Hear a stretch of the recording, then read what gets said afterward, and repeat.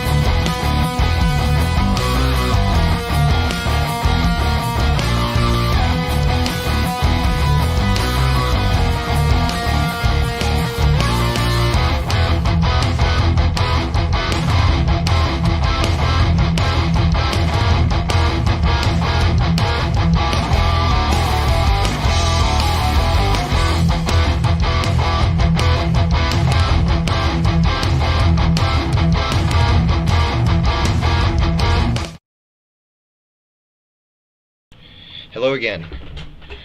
Hello. Hello. Hey. So, I'd like to introduce my players here tonight. We have their call signs up on the screen, and so I'm going to give you their call signs and let them introduce themselves. Let's start with Breaker Mammoth.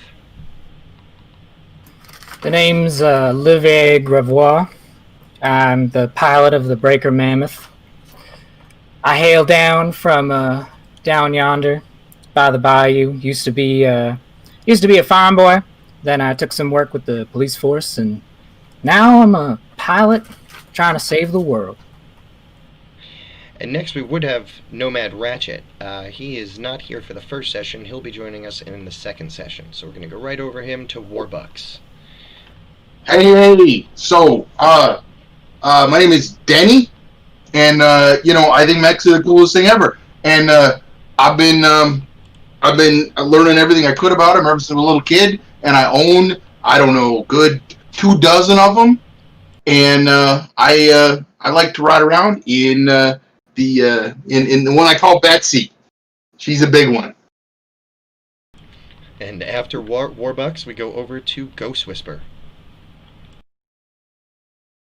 Ghost Whisper is piloted by Dawn, who's been exiled for reasons we might come to find out. And she's found herself in a bit of a predicament that's caused her to take on a job, a contract, for lack of a better term. But she's here now, ready to go, except there's a very important part of her equipment that's missing, her prized rifle. So hopefully we can wait for that to come. But in the meantime, she's been outfitted and she's ready to go. And last but not least, Cliffhammer. Well, Keith is from what used to be New England before everything happened a generation or two ago. I got a nice little mecha that transforms into a doom buggy, so I can hook a trailer to it, and I go through the ruins of the cities and I pick up stuff, and that's how I live. Because some of that stuff is actually valuable to other people. And so we'll start the game.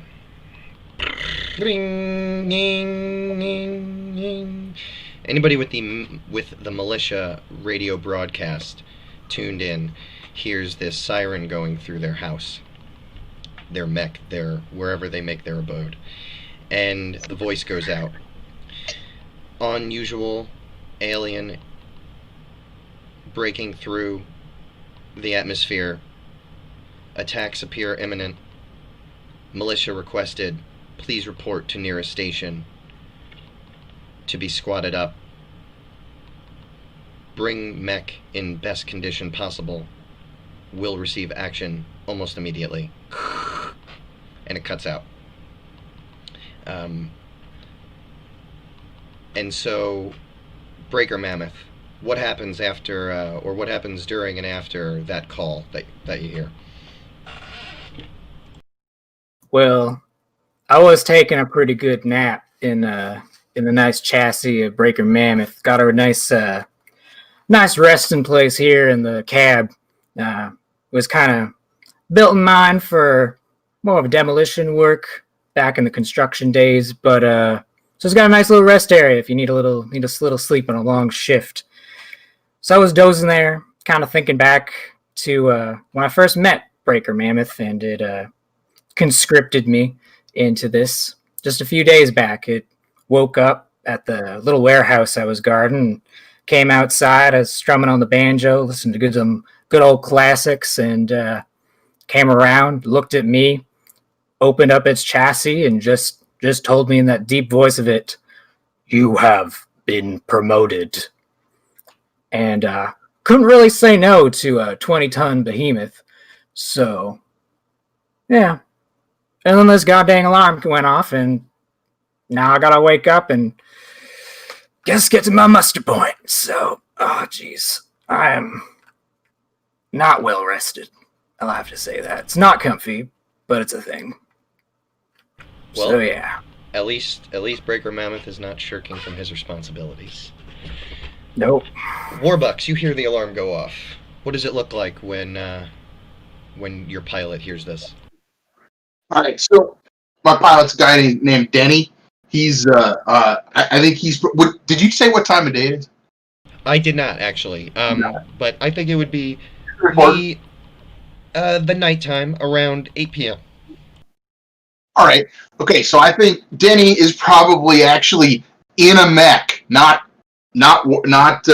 his not the one that he's going to be in for the game, but he's cruising around on the sort of the back part of his huge property. He's got a big mansion. He's got this like big range behind it. It's like the size of a golf course, but it's basically where he goes and drives around mechs and plays games with his friends with it. He's actually out like taking down and cleaning out one of his sport mechs, the one that he's been playing mech polo with a couple of his buddies, and they're all done for the evening, and he's getting ready to put it away, and he's got the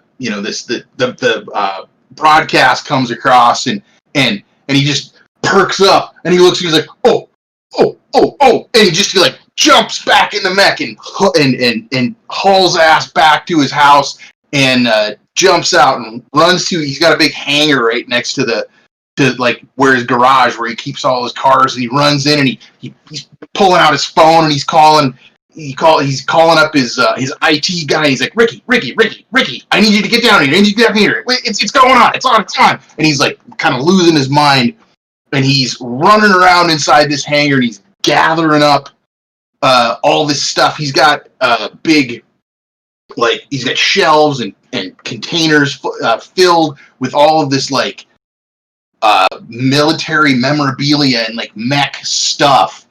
And he's frantically pulling all this stuff and just shoving it into a bag, and then he finally kind of stops and looks and on the wall in the back of his office where he's been gathering stuff, he sees this leather jacket that's got all these patches on it, and it's inside this case, and it's this piece of memorabilia. It's like 120 years old. It's this like jacket that was worn by one of the original like military pilots of some of these mechs, And he goes and unlocks it and pulls it out and puts it around his body. It's a little too small for him because he's a little chubby.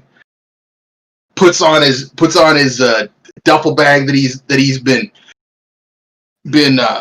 packing, and then looks to the wall next to him. There's a big red button, and he slams his fist into it, and the whole parking lot outside starts to open up, and Warbucks starts rising up out of the ground, ready to take off. Nice. And Ghost Whisper, for you, it's a phone call. And the voice said to you, the offer has become more urgent. Please make your way as soon as possible. Report to the militia station outside Durango. What did Dawn do when she got that phone call? What did it look like? The phone's going off and going off. It's been going off for quite some time before another sound is added to the cacophony, and it's the sound of a clattering bottle as she's trying to get up out of bed to answer the phone, but not really to answer it. She really just wants it to stop. She listens to what the phone call has to say, and then before even answering or anything, she just hangs up and throws the phone against the wall across the room, cracking it, and lays back down with another bottle and opens it and starts drinking.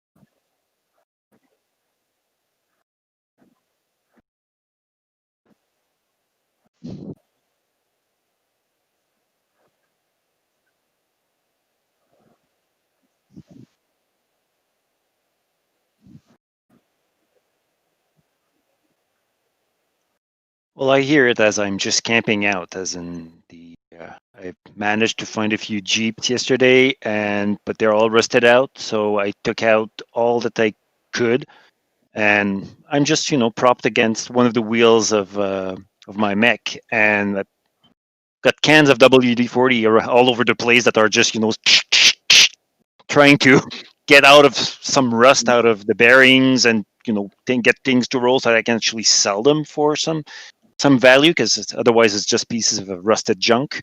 And as I hear the call, I go like, well, guess that will be better than this junk I picked up. So I throw it in I throw whatever I'm holding right now in the trailer that's attached behind my mecha, and just take a rag, clean my hands, kick the tire, and start climbing on. Might as well drive all night. Awesome. And so you show up. You all show up at the Durango, Colorado militia station. If you're keyed in on Roll20, this is the first screen that you should be seeing now. It's basically a rough, large, old warehouse.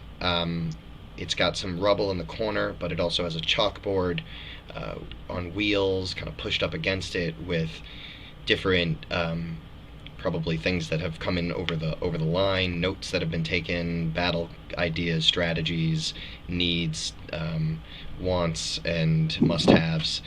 And you notice that a group of people are walking out towards what seems to be their mechs, presumably a newly formed militia party. And so you may be the last ones to arrive as you come up here.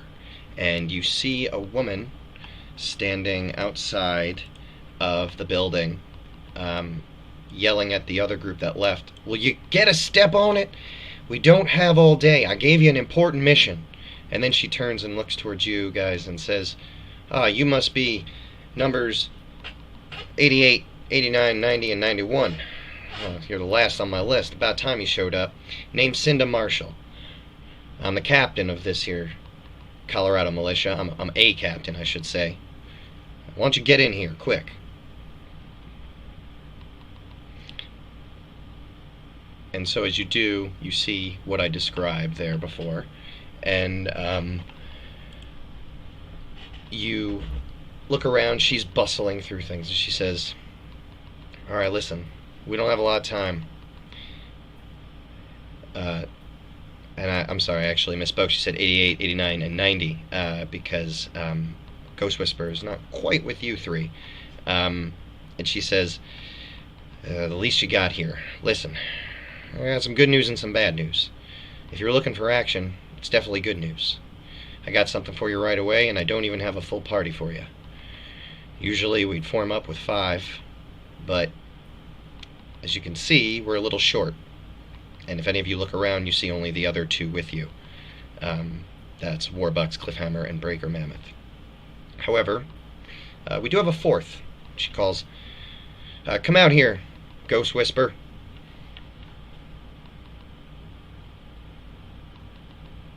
And you would see Dawn, if you want to describe Dawn the pilot. She's an albino black woman, and she has a side of her head is shaved, and the rest is in various braids. And she's stockier for a woman, and she's kind of staggeredly, and she's not like in a military bearing at all at the moment. She's kind of haphazard. Zippers or buttons or buckles or whatever, they would normally all be buckled and tight and everything. She has some here and there that are undone. And she's she's not liking the lights that are either overhead or outside or whatever, so she has like a squint about her at the moment. Perfect. And could the other 3 describe, let's go in the order on the YouTube screen. We'll go Breaker Mammoth, Warbucks, and Cliffhammer. Describe what Ghost Whisper sees when she looks out at you 3. If she's looking at Olivier Gravois, she'll see sort of an older man, 40s, 50s maybe. Got a scruffy beard, scruffy hair. Not long, though, just short and scruffy. He's seen a bit. It's a bit old, weathered, been outside a lot, pale. And he's wearing sort of an old outfit, it seems. It looks like a uniform of some kind, but it's not used by the current militia. Yeah, it's pretty old. He's got some big muddy boots and sort of like squinty eyes, just because it's a bit bright in here as well, and he's just not really used to it. He's got a lot of bags under his eyes. He's not slept well recently. But yeah, he's otherwise doesn't seem aggressively, doesn't seem super charming, just kind of like homely.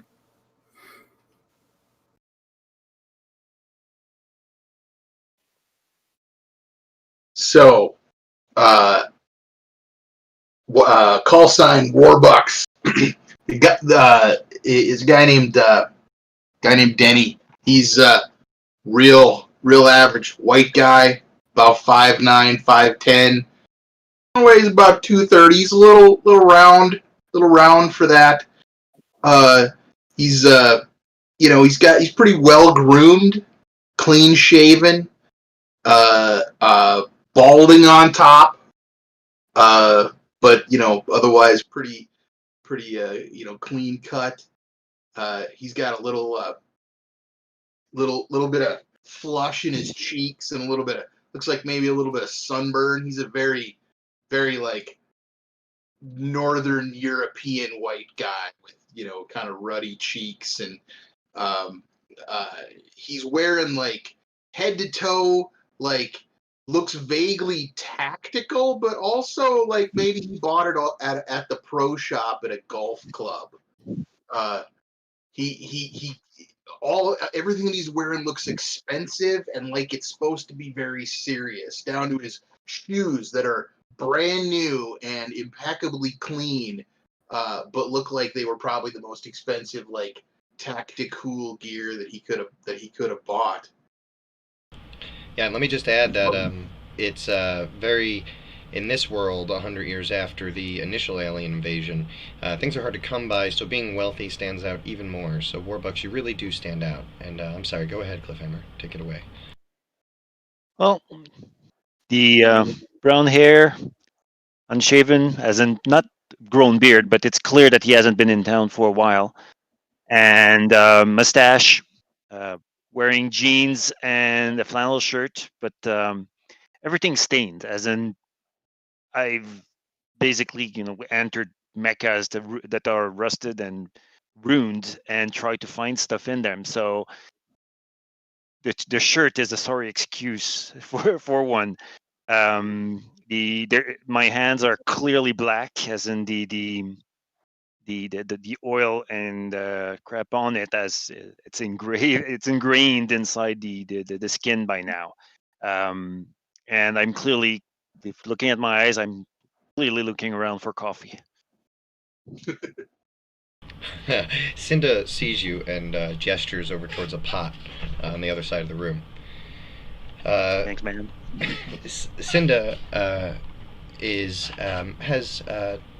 light brown skin, a pulled back hair in a close crop, which I don't know if I'm actually using the right words for hairstyles, so forgive me. It's like bunned up tightly in the back, and she, like I said, she gestures towards the coffee. You say, "No problem, ma'am. Thank you, ma'am." She nods her head, and then she says, "Yes." So this will, for the most part, be your militia party. I believe I'll be taking to calling you Chad. Sorry, Squad Echo. For the time being, until you've earned something a little more unique. You do have one other squad member that I have arranged. However, they were not able to make it to the militia station, so you'll be meeting them en route to your next or your second location. So let me brief you quickly on what you're to do. It looks as though, at first glance, the alien ships are headed directly towards, at least one of them is headed towards St. Louis, Missouri. They've requested some assistance from us and replenishing of some technological equipment. We keep some of our equipment 500 miles away from here on the edge of our Federation and the Missouri Federation in Dodge City, codenamed Rocky 7. If you can make it to that location, you can make any repairs that you may need yourself. You have first dibs to the equipment that you find there. Please load up everything else. You'll find a mobile transit unit there with a driver who, upon being loaded up, you will escort him the rest of the way to just outside St. Louis in Jefferson City, Missouri. There you can rendezvous with the Missouri Federation militia major and resupply them and follow any directions given to you from that point on. Hopefully you'll be returned to me, as we might need you. However, we all have to work together in this, and if the Missouri major requires, I will offer your assistance to her. I will let you know that now. So, any questions? We got a sense of scale yet? Well, to be quite honest, it's hard to read. We've only been invaded once by them before, and it was very different from this. It was a massive blitz, as you may have heard in the stories from grandparents, as we all have. The blitz came fast. It ended in 5 days, but by then everything was destroyed. They're moving at a fraction of the speed this time. It seems whatever they're doing, it's very different. So it's very hard to plan for. Well, I guess that Rookie 7 place you're mentioning, I can probably offload some of my gear there too, so Oh, that yes, might of be handy. course. I'm sorry, I forgot your... Yes, it does say your profession is collector of technological equipment. And so, okay, so we've bought some equipment off of you ourselves, I see.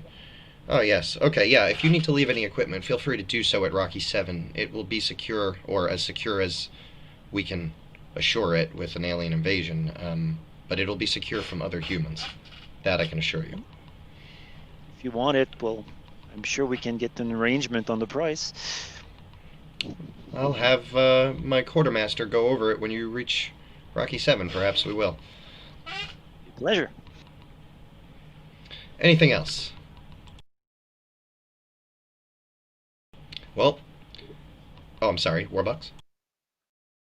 No, I was just saying, Warbox is probably he's sort of half paying attention, half looking around at what, probably looking out the door at Max walking around. Like, he's not being disrespectful, but he's very much into watching the military style stuff unfold.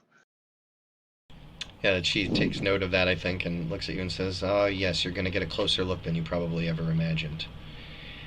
Ghost Whisper. The back room here. Dawn. Oh, sorry, go ahead. Dawn would, when she asked what she asked, would ask if her shipment had arrived yet. Oh, Obviously. well, no, your rifle has not arrived. I will, of course, keep an eye out on it, and if it arrives here, I will do my best to make it reach you. However, you may find another rifle in Rocky 7, so perhaps all of it can be a wash, and we can trade back when we next see each other. I do, however, have the striker that I promised you, and would like you to introduce yourself. And she gestures towards a back room, which the door is open. You can see some equipment. You can see there's a bay door out the back. And she says, "Go ahead. Go and meet the old girl. Try her out, and when you're ready, hit the open button on the wall, and you can take off straight from there."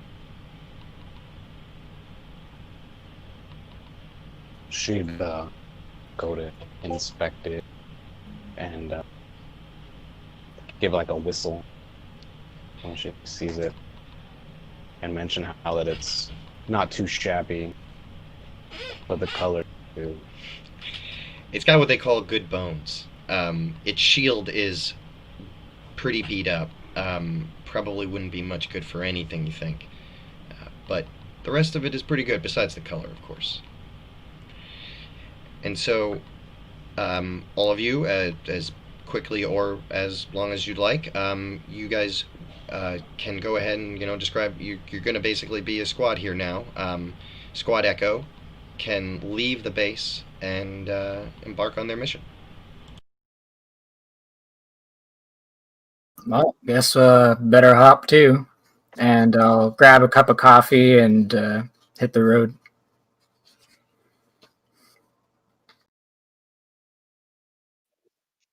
So, how fast are their mech? How fast are their mechs? Yeah, because you said about 500 clicks from here, so I'd say I can do that in probably 6 hours. In vehicle mode, right? Yeah, but I guess they're not. If they hit 40 an hour, that's good for them, or. Yeah, I would say so. I had it kind of in mind that it would probably take for the average mech somewhere around 10 hours. All right. Yeah, Warbucks. So we're in here as not in our mechs, right? We're just standing around like people. You can be. So basically, this time right here, you guys would be suiting up at some point. You could talk to each other first, but eventually you'll end up in your mechs and on the road. So however you want to describe that process, that's the A and Z locations. But right now I'm out, so I'm in real person meeting the our captain. Oh yeah. So my pilot Denny he's gonna go over and while we're actually getting ready to go, kind of poke around a little bit, looking at Cliffhammer. Like you've got salvage gear and stuff in the that you're carrying with, right? Yep. Yeah. So I just want I'm gonna go over and like kind of shoot the shit with you about it and like talk about what kind of parts you got and I've got a lot of mechs at home, so I mean it's very clear that all of what you have is complete garbage as far as I'm concerned, but I want to talk about it. Mm-hmm. I'm Yeah, trying it's to be the nice. I'm trying to be nice, but like I could the wristwatch that I'm wearing is worth more than the crap in your truck. I mean, well, I'm not and trying to like be annoying about it, but that's sort of his vibe, right? Like he's really interested, but I'm basically grunting, going like, uh-huh. We've met before. You just don't remember. It's I've passed by your area. I've sold stuff. You bought stuff. You repair, oh, one of your other mechs. But you know, think I was just a provider at the time, and that's it. okay. Well, yeah, well, hey, yeah, sure. I remember. Yeah, it must have been yeah, that one time. Sure. Yeah, the mecha was red or something like that. That's all I can say about it. Yeah. All right, yeah, and you guys climb into your mechs. I feel like, and Cinda has come back out. She goes like, "You're still here? Jeez, I said I Just got." gassing up. Guys, deploy. And then as you guys start to move away, she calls out, "Get out of the way! Mech's coming through!" And some guy like skitters out of the way, like lugging like bazookas over to one of the warehouses. And he scampers, and you guys take off down what is essentially it's only been 100 years since the last invasion. A lot of the infrastructure was destroyed, but it's hard to destroy all the roads. So for the most part, you're on older paved roads, but you would call this a mountain road. You are coming down from the mountainous region of Durango and heading towards Dodge, out on the plains. And so at first, it's a little bit tough going. Not tough enough to require any hazards in mech suits. I couldn't actually think of many environmental hazards for a mech suit, to be quite honest. And so you'd make a little bit slower time than you would on flat ground, and that's probably especially apparent to Cliffhammer, who prefers, I imagine, to move at faster paces. But you would reach kind of the base of the mountains there as it kind of levels out in Denver and looks out on the plains that would stretch all the way to Dodge City. Here on out, go ahead and describe for me the elements, like how you'll proceed on your journey, and if you say things like I'd like to. So basically, I'd like you guys to chat and describe how you're moving. If you guys decide to move very quickly, I'd like you guys to all roll mobility rolls. If you guys choose to move very carefully through this region, I'd like you to kind of roll system checks. So basically, let me know how you're doing it, and there'll probably be a check involved to see how well it goes. I imagine that Breaker Mammoth is constantly like yelling in my ear, basically just constantly advising that like we should advance faster. We need to get to the rendezvous. Orders have been received. Please move quicker. Please move quicker. And Olivier Gravois is just like, okay, all right. Get in the convoy formation if y'all can. It's probably best that we make quick time there. What do y'all think? Can your mix make it? Warbucks is going to be the weakest link in this equation. Warbucks is ginormous and slow and ponderous. And it doesn't help that the whole time Denny is being like a stickler for protocol, even though he's kind of halfway messing it up. So like, he every time there's like a big step that he's got to go up, he kind of, I absolutely know how to like drive this mech, but like there's ways you're supposed to do this, and he's doing it like textbook maneuvers. So he's probably in the back of wherever we're doing.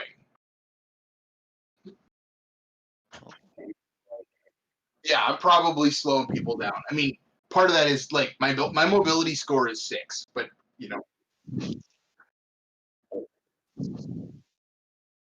Well, I think Cliffhammer is probably also though I think Warbucks probably does have like the full like sensor suite up. Like he's got everything going. Like he's doing it by the book, but that includes like all the like safety protocols as well. So you know he's kind of intense about it.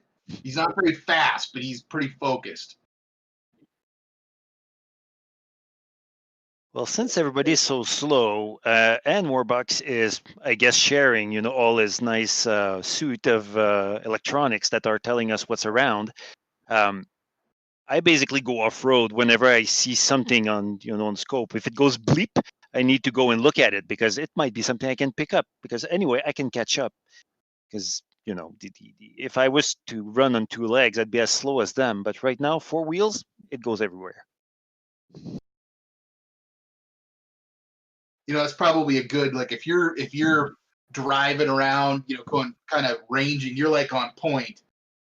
Warbucks is going to be in the predictable, you know, taking the direct path anywhere, and anyone else can be, you know, scouting or, you know, I'll bring up the rear, but I have a really good system score, so like, you know, that is what's going to come into like detecting things and that stuff, right? So yeah, yeah. So I'm like the mobile base. I'm not advancing, but I'll hold up the base of it.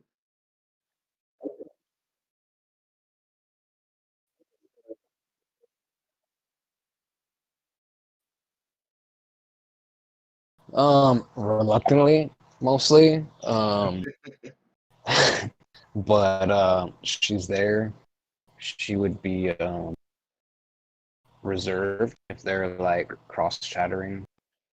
But yeah, she would be amongst them, and she's aware of what everything else is. She's not completely distracted or anything, but she's just not really uh, paying attention to them. Okay. So she's being observant of the surroundings, but not necessarily paying But attention you want to like us. a position wise? Is that what you're looking for?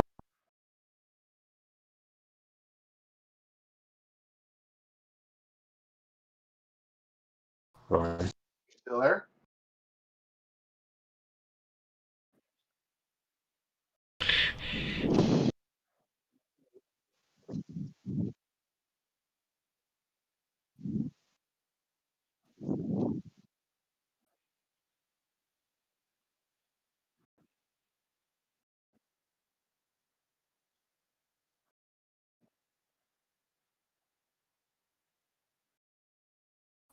Can do. You have a modifier on there, or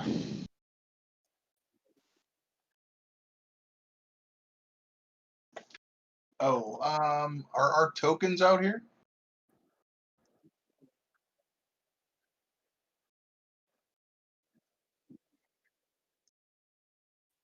yeah, and I'm looking at the wrong thing on this game. could you I'm trying to pick up stuff, not pick up foes.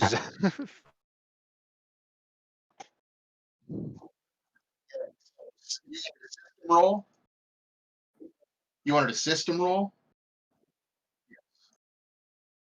refresh me on the mechanics real quick?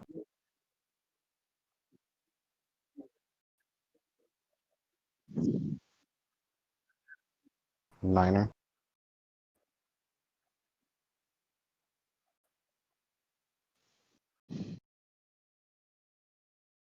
Fail.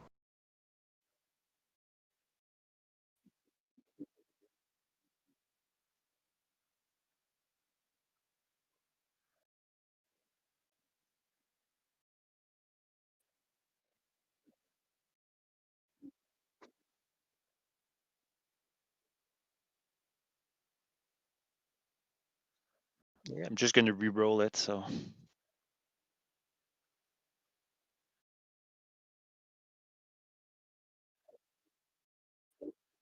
I roll an 11. So yeah, Yeah, so that's a success too, right? Or that is a success.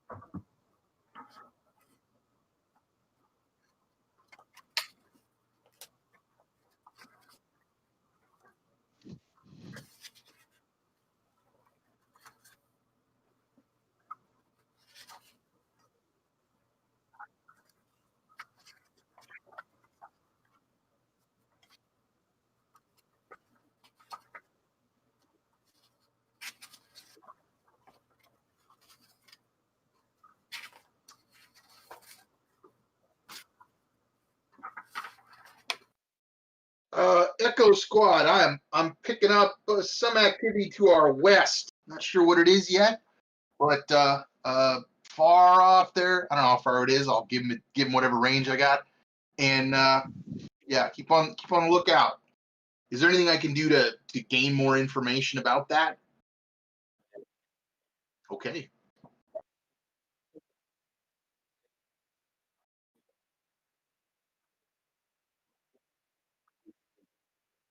Yep.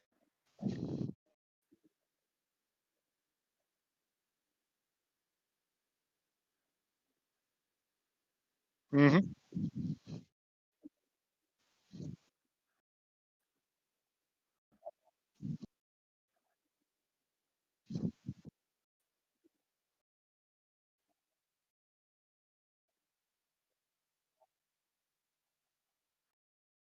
Do they look like they're powered up, or according to scope? I mean, this wouldn't be anything hostile, right? Like the aliens are not mechs, or are they?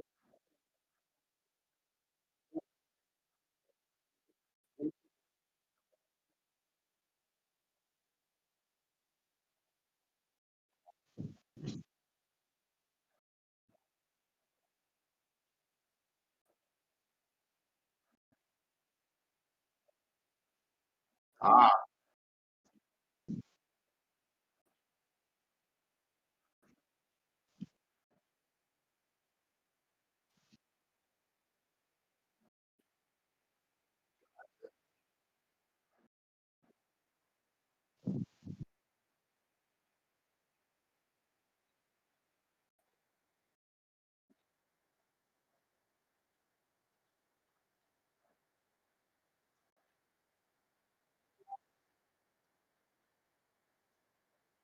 Shit.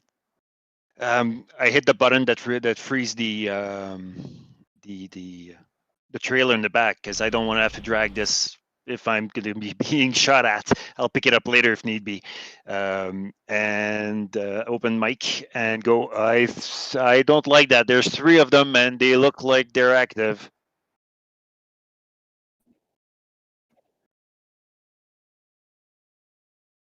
Cliffhammer, this is Warbucks. Are you saying they look hostile? Well, they haven't shot me yet, but the readouts, that's something that I've seen before. And they were not friendly last time. I can't say that I've met those signatures especially, but they look patched up. And, you know, that's not the kind of crew that usually just hangs out by a street, you know. Roger that. So we're going to roll for initiative here.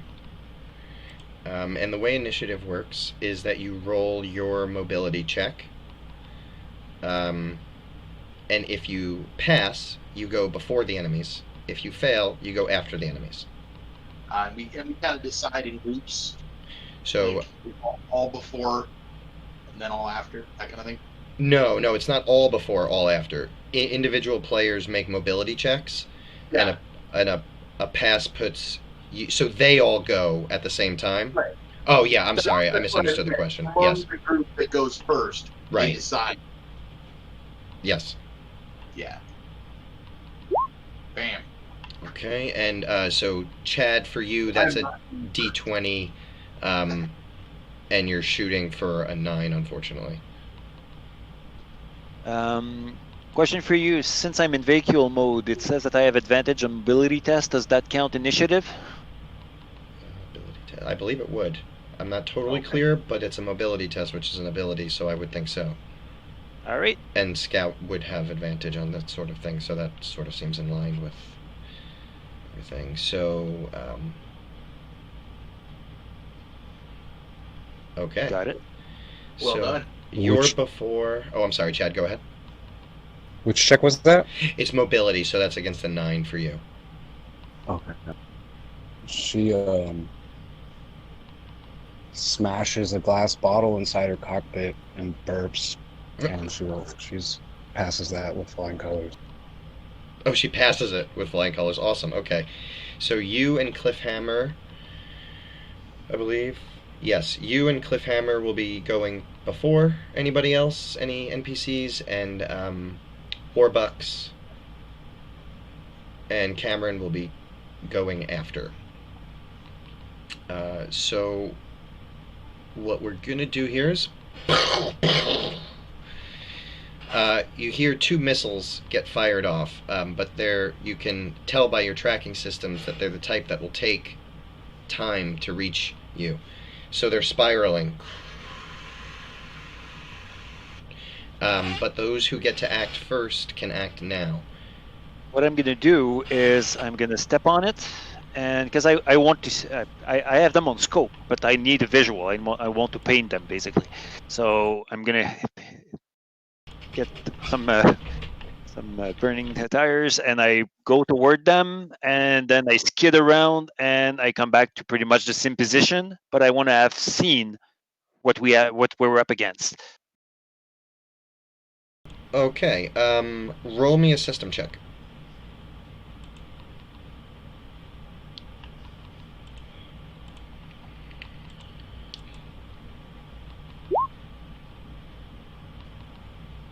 Ooh, very close. I got a 14. Mm-hmm. Very close, but it passes. So, you drive by. You spin around. It's sort of a hill that they're on that is steeper on your side of the road and then levels off at the top. You were able to take that in because I imagine you kind of probably drove like up to here and then back. Mm-hmm. And so you were able to see that, yeah, there's 3 mechs. One of them had just fired the missiles.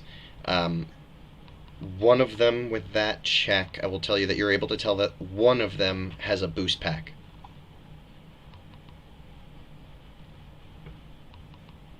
And that's not a good thing, I gather. Well, a boost pack allows you to travel to I think it's far distance.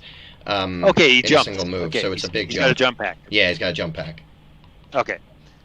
All right, so one is fast. The other one's are they heavily armed, or it's just pirate stuff? Pirate stuff. Each of them sort of has like one unique a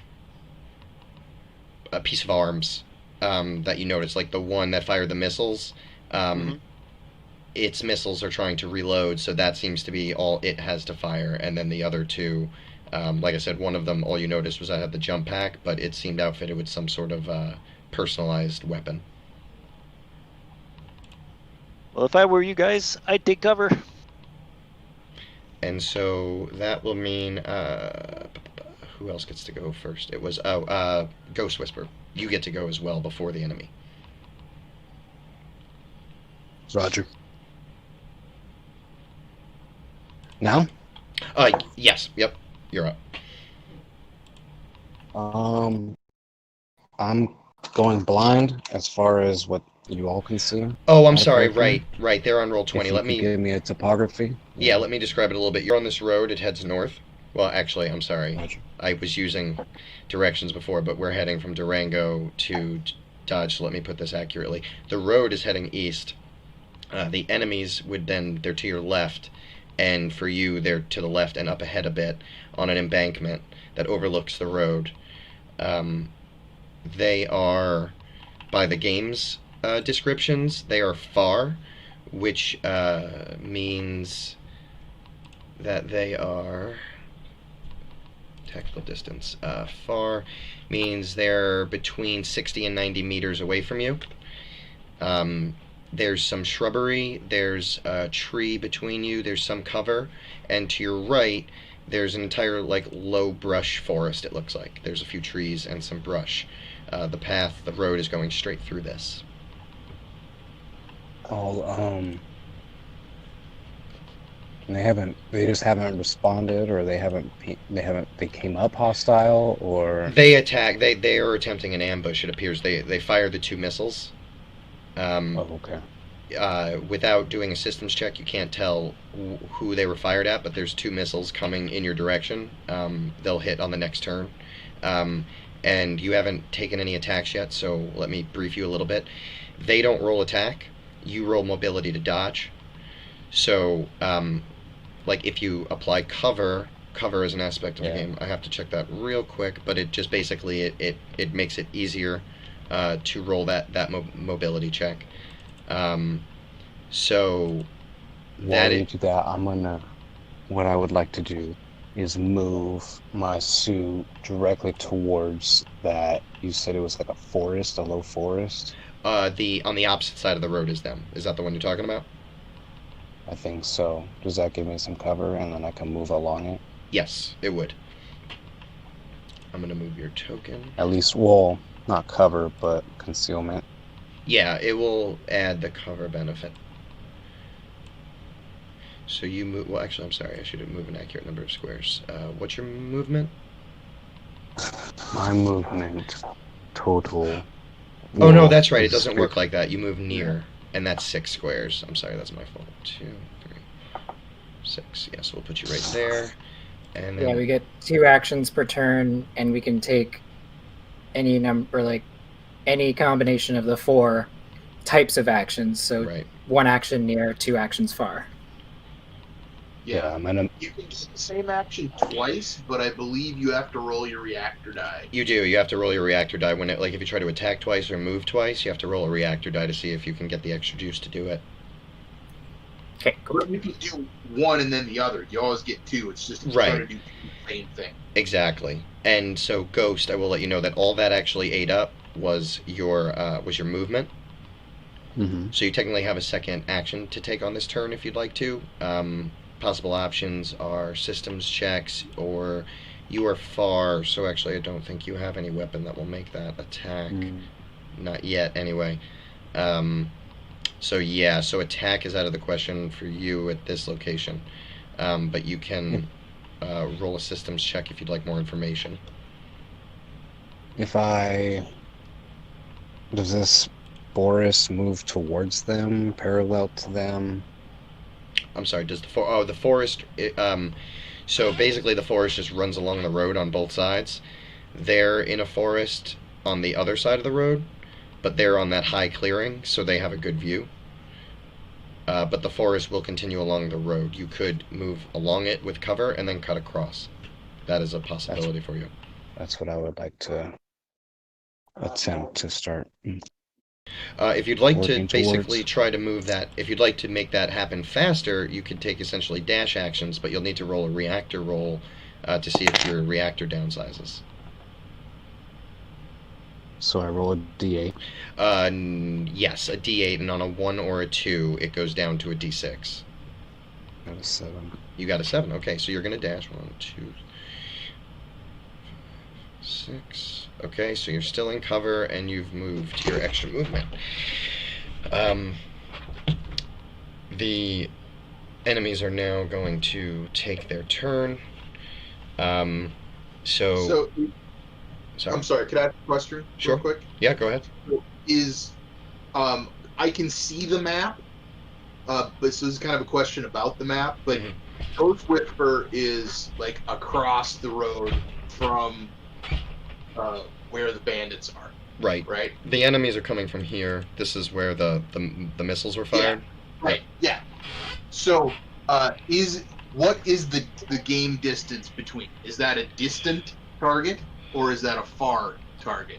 Between who and who? You and them, or Ghost Whisper and the bandits. so he is 1, 2, 3, 4, 5, 6, 1, 7, 8, 9, 10, 11, 12. So he's 12. But we're just using the number of squares. Then, Yes. Yep. It does a translation here in the tactical distance. So it's I'm on that the rules. So how do you want to count diagonals? the diagonals. I'm just counting as 1, same as we would in 5e for ease. Yeah. Okay, just I don't care if you want to do that abstract, and I'm not trying to close lawyer it. I'm paying attention to sort of how you try and interpret it. So Yeah. Well, the cheat sheet is up in Roll20, and basically far breaks down to 2 actions, 60 meters at a minimum of 12 squares. yeah. So these guys are about 12 to 13, 14 squares away. That puts them soundly in the far category. Yep.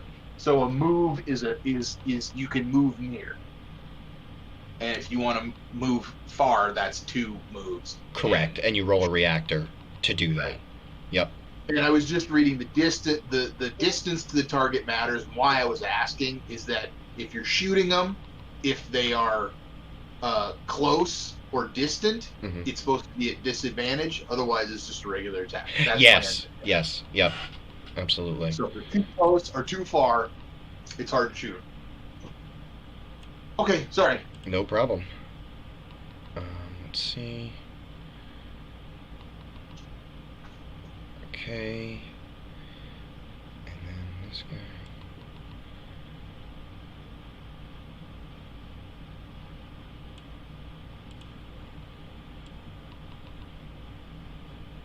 Let me see. 1, 2, 3, 4,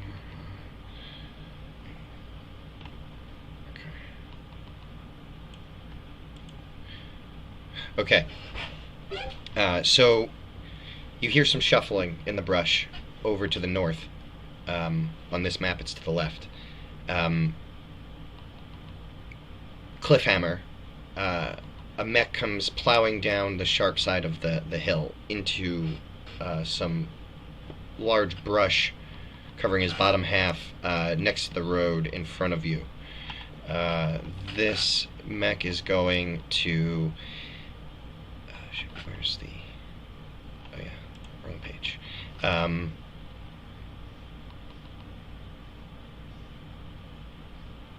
This camo is going to fire at you. Make a mobility check. On it. Ability. Nobody fire. Level 1s. I'm sorry? They're level 1s. There's nobody fire. Oh, that's right. What are they? Sorry, I have that written down. Are they level 1s? These are HD 1s. Yep. No modifier.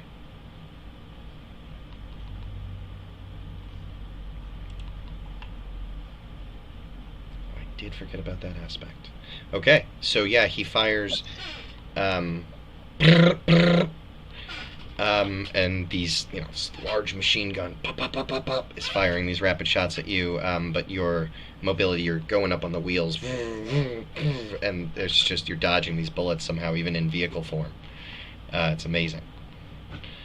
And then you all hear, and this skinny, tall, kind of lanky looking mech comes flying up over the off of the cliff into the sky, and he comes landing right to the side of you, Breaker Mammoth, and swings an electric axe towards you. Same level, so it's just a straight mobility check.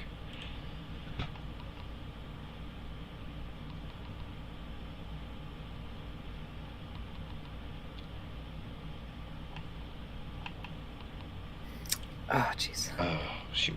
Okay, so you're going to take some damage here. And this guy does... What does he do? Laser Axe does...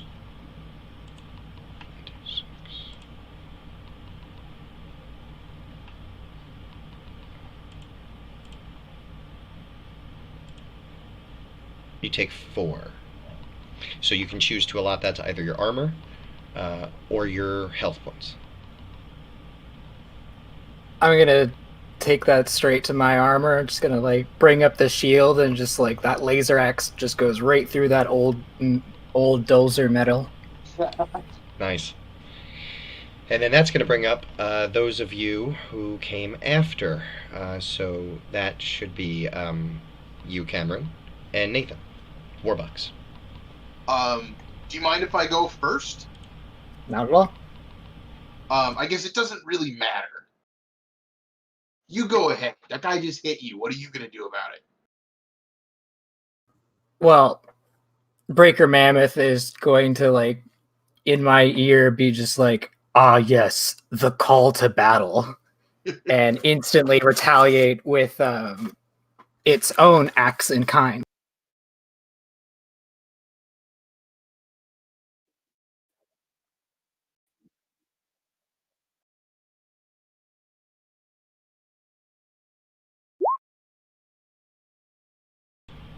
Okay, so that power roll...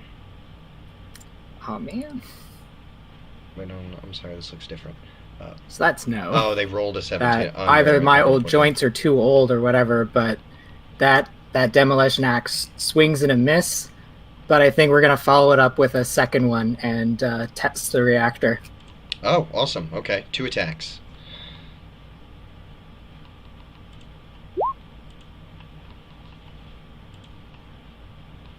Oh, you got that one. Nice. Nice. And you passed the reactor. So Very reactor nice. holds, and on the So second, in the backswing, we get him. Okay, and the damage on that was, if they hit, it's a 7. Okay, so you dealt 7 damage. Very nice. And go ahead, yeah, those are both your actions. So go ahead, Warbucks. All right, so I'm just gonna like come trundling up nearby and like actually, can I take a moment? Breaker Mammoth. What does Breaker Mammoth look like? Doing that, like, what is Breaker Mammoth shaped like? Breaker Mammoth's like a construction mech. Is that?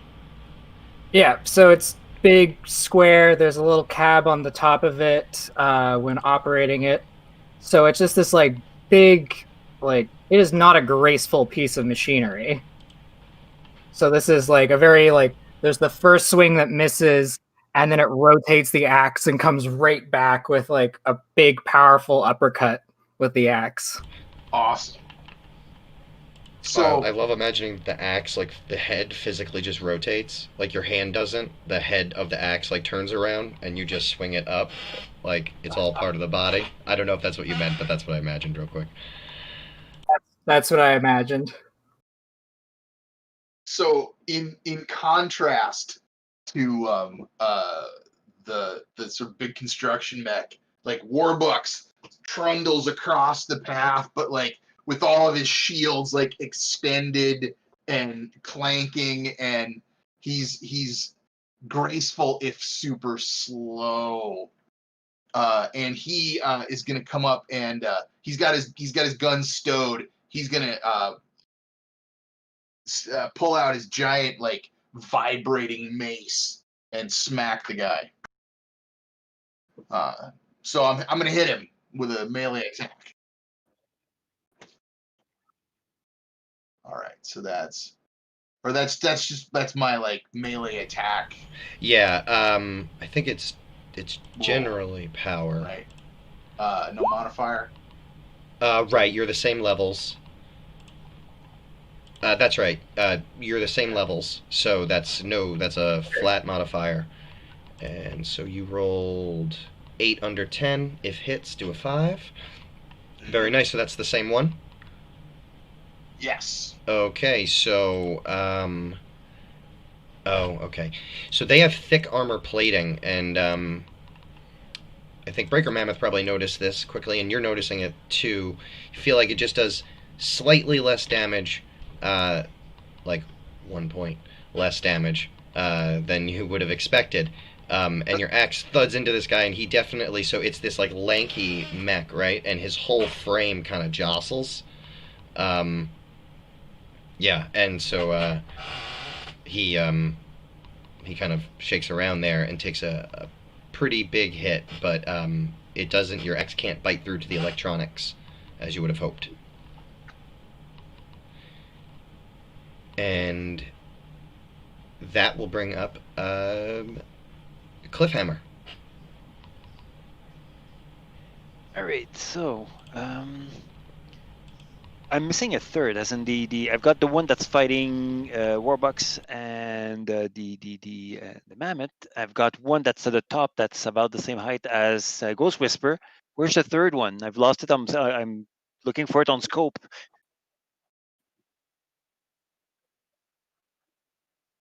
You know, if you want to roll a systems check to find it, you can. Let's see. Just looking for it on. Okay, I think I found it on the map. I scrolled the map and I found it now. That's it. All right. So what I'm gonna do, I'm gonna drive. Gonna hit the gas and drive like crazy. Here. The benefits of driving fast. Right. And at the end of as I finish my my hard drive, I Basically, just go into a roll and transform to mecha mode. Oh, excellent. And just so anybody listening, Cliffhammer has the vehicle mod, so he's able to change into. I know he had covered this, but he was in his Rockhopper mode just to clear that up, and so he was doing all his driving around. So yes, now he's driven into the forest, and he's unfolding back into a full fighting mech. And so that is going to bring up Ghost Whisper. But Ghost Whisper, before you tell me what you're going to do, roll me. You have cover. Roll me mobility with advantage. So that's 2 d20s to try to beat your 9. To try to roll under your 9, I should say.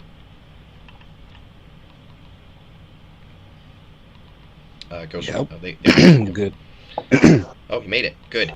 So that missile that was fired earlier, it was seeking you, but as you made it into the woods, it hit the side of a tree, like the side of it, as it tried to turn towards you, and skittered, ricocheted off into the woods in another direction, explodes behind you. You're up. And so you are looking, essentially, with their movements, you essentially have a guy straight across the road. He's closest to you. He's 1, 2, 3, 4, 5, 6 squares would put you near him, would put you close to him. So basically you could reach him in one movement for a melee strike. You know that there's some combat which is now far from you, back where you had been originally, but the other 2 are against 1. So that might not be too much of a concern. And then there's the original one that had fired the missile, hasn't shown himself again since. That's your situation. I'll charge the closest one, shooting my SMG, like even a little bit closer than range. Okay. And now you have a sword and an SMG, and I believe, since your shield is out of commission, that's this character's debuff, because they're all such old mechs. Are you holding, like, the gun in one hand and the sword in the other? No, the SMG is mounted in the sniper rifle's slot in its shoulder. That's right, you have the hard point on the shoulder. So awesome. Okay, so you're running, and you're going to come right up here. And I didn't even bother to bring the shoulder. Let me double check. I don't think you have to get all the way up close for using the light range. No, you just have to be... you should know some of these things. Heavy weapons... I think it's near. I don't know that there is a range thing, is there? I'm pretty sure there is, because the melee you can only use right up next to them. Right, but I think ranged is just ranged, and the heavy ones do more damage. Yeah. Oh, and they just go down depending on how far you are, how effective they... So basically you just have to be within far range. Okay. Yeah, so you'll receive less of a penalty if you're within near... So you're... Why can't I grab this? Oh, I'm grabbing this drawing. Oh, wait. There we go. Okay, I got him. So I'm gonna move Yeah, her. she has her sword with 2 hands. Awesome. And she starts to charge, and before she connects with her sword, she unloads with the SMG. Okay, though, so I have to... That you actually can't do that, because you'd have to move to get close enough, which would be 1 action. She can't actually hit with the sword right now.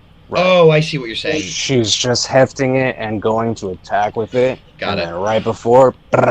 Okay, I got you. I left you near instead of close, since you didn't need to make the melee attack on this time. So you were running at this guy, yeah, and you fire, so you will just roll a power roll. So you're going to roll your d20 under power. Okay. Oh. Yeah, your power's 15, so it's your best score. Okay, so you're good. So, boom, you light this guy up. Roll me damage, which on the light melee, I believe is a d6.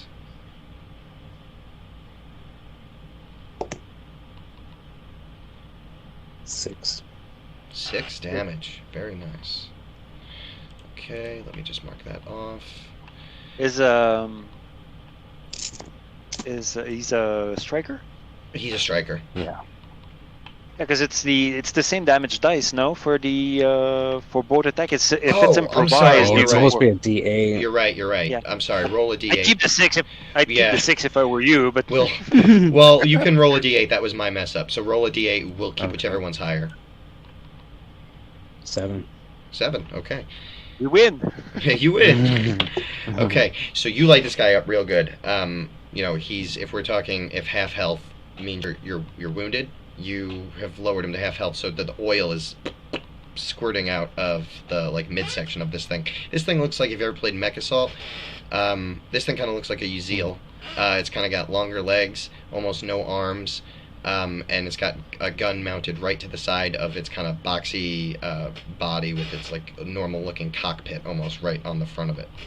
And yeah, so you hit this thing pepper it up with some SMG fire, and the oil's leaking. Didn't see that coming. That was your movement, that was your action, that was Cliffhammer and you. They go. Okay. So the guy that was just shot up,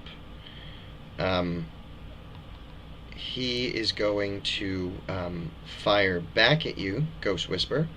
So I will need you to make a mobility check.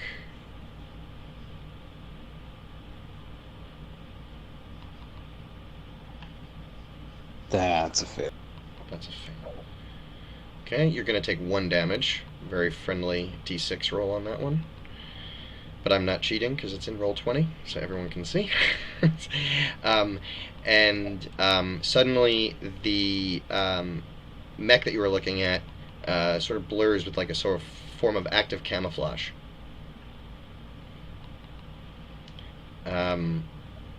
Suddenly, in the distance, back towards the original hill, you all hear a and a stream of smoke comes out as another missile is fired.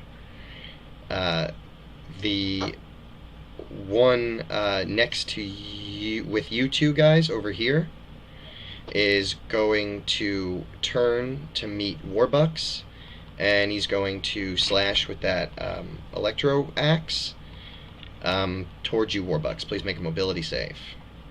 Okay.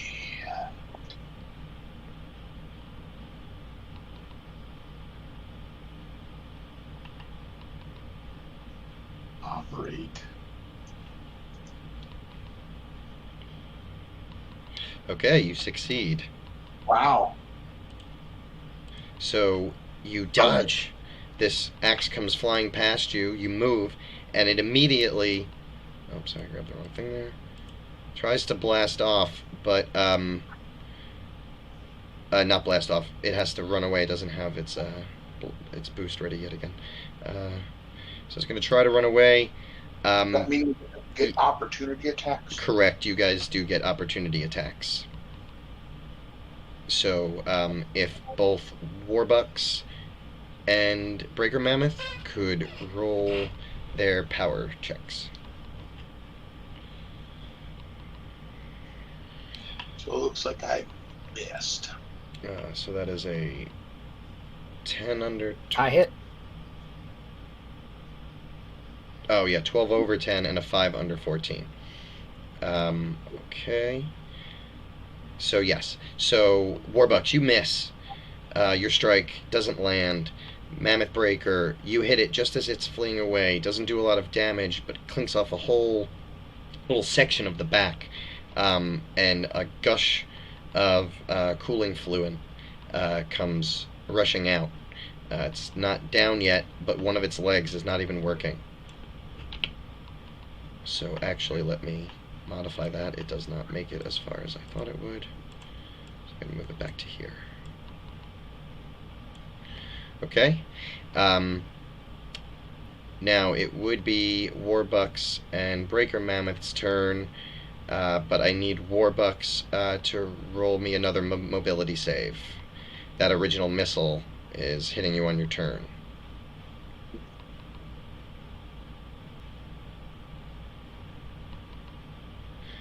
I do not dodge that one. You do not.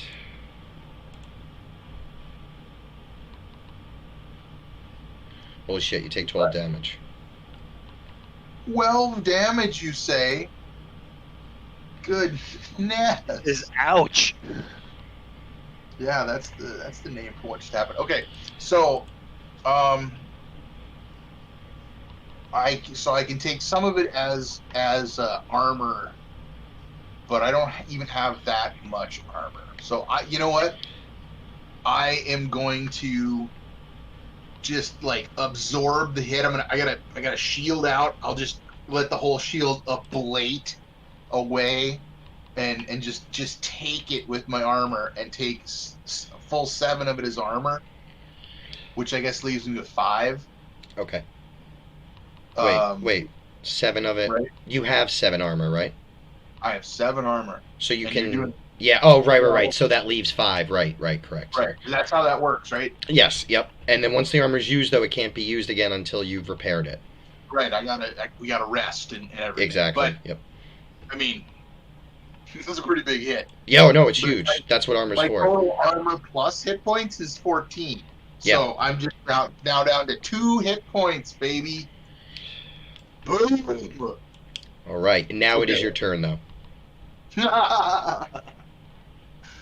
Well, you or Mammoth Breaker Mammoth, whoever wants to go first. I can go first. All right. If that's all right, I'm going to take that. Now that they've moved out of the range of Ravois' nice heavy axe, the shoulder hardpoint's going to come online, and it's going to unleash a burst of autocannon rounds. Nice. Okay, roll that. And Breaker Mammoth says this. Engaging target. Shoot, kill. Nice. Cool.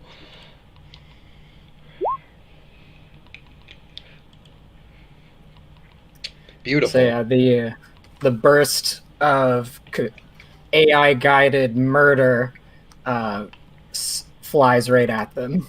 So you rolled pretty miserable on your damage. However, Fortunately. this guy had literally 1 HP left. So describe how that obliterates him.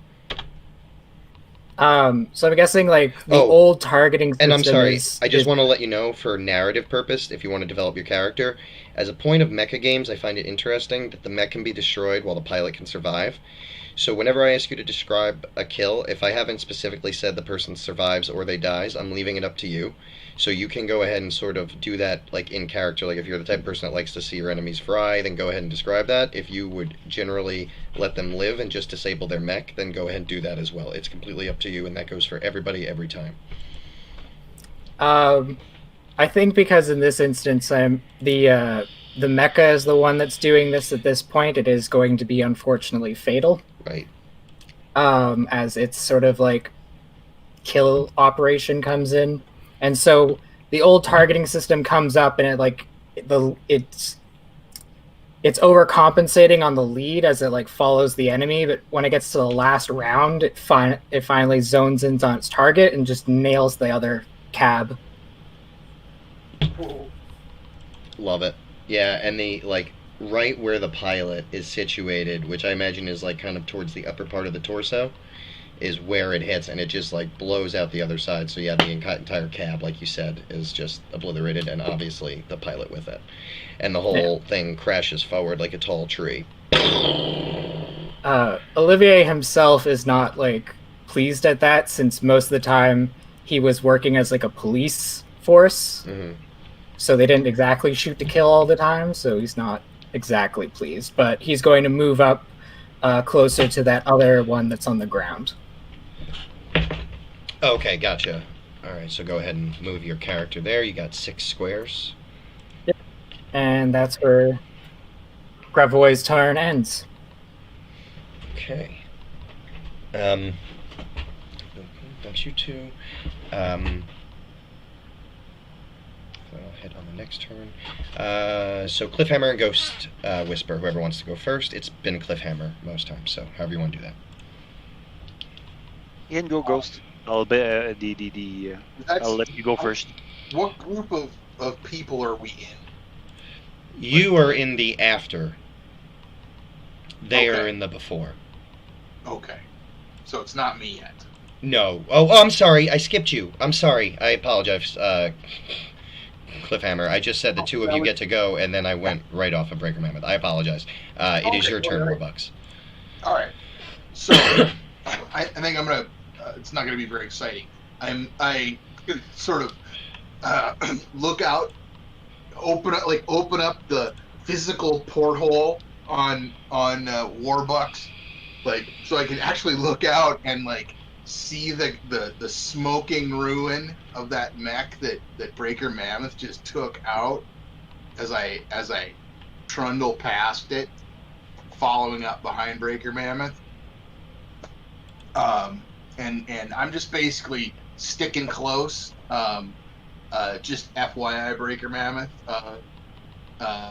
If you're nearby, I can absorb a certain amount of damage for you. I can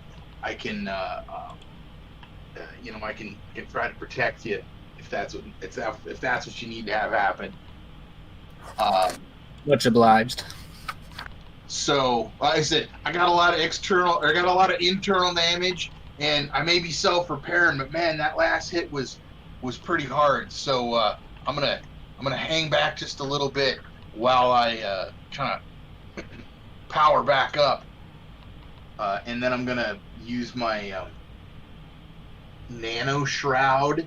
So I'm gonna activate the self-repair capability of my armor plating. Very nice. Just roll a reactor, which I think you just did. There you go. I don't know why it says bubbling water. Okay. So. I don't know where that comes from. Regains armor points. Reactor roll was 4, so you're good. It doesn't downgrade. Yeah, one armor point, I guess. That was about as crappy as it could have gone. Yeah, that's unfortunate. That's what I did. It's one more than I had a moment ago, so I guess that's a small win. Yes, it's what we have to take. All right, that's what's happening with me. Okay, and now over to Cliffhammer. You're muted. Sorry. So I'm gonna let the ghost go first. Oh, I'm sorry. Ghost go first. All right. Which ultimately can do more damage, the sword or the SMG, or do I need to reload it? They both effectively, I believe, do, because the sword is a light melee and the gun is a light range, so they effectively do the same damage. It's only the range in which they do it that's different. Then I will use the sword this time. Okay.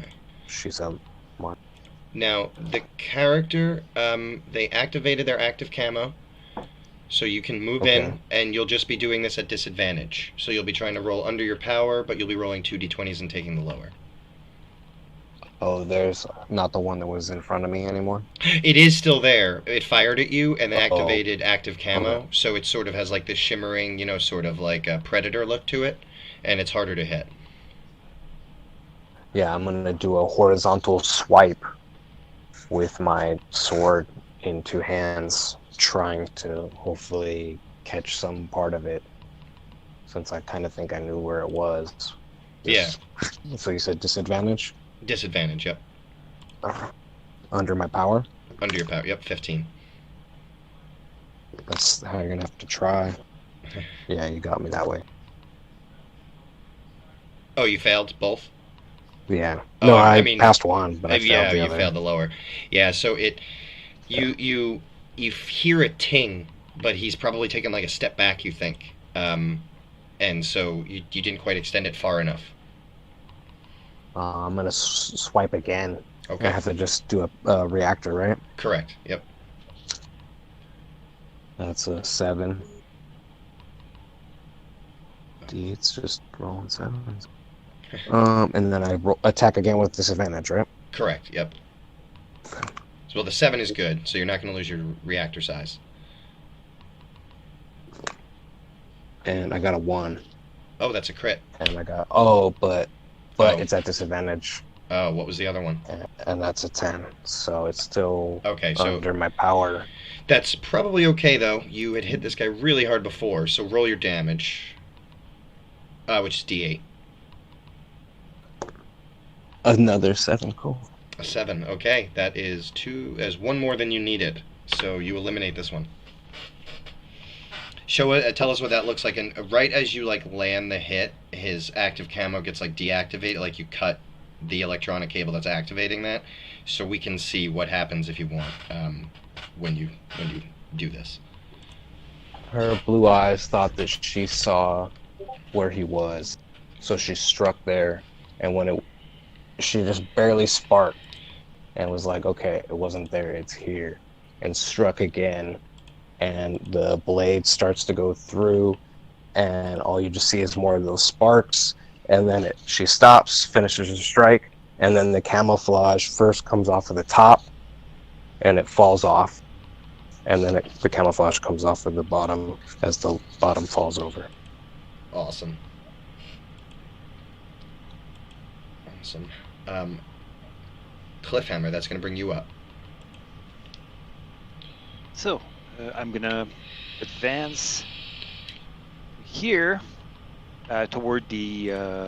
So I'm trying to stay. That's actual brush here. Where I'm at. Yeah, you're under that tree. It's considered brush on the map. Yeah. Okay. So I'm crouching, as in like I'm trying to not make myself seem too much. Right. Instead of 45 feet tall, you're like 37 feet tall now. I'm just kidding.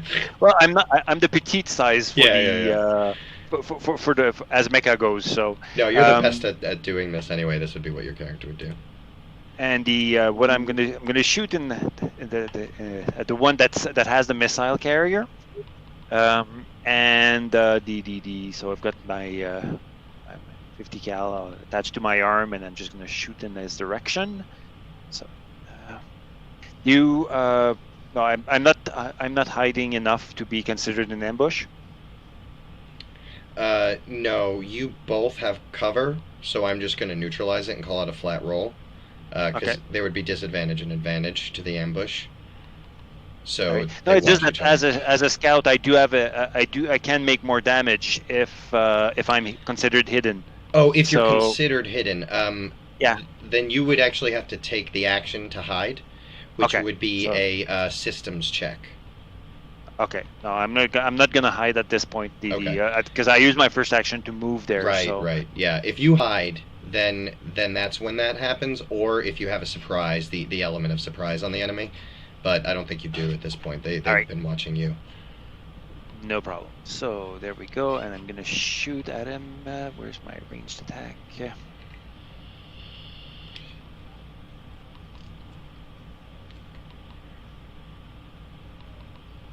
I hit, and I do 2 damage.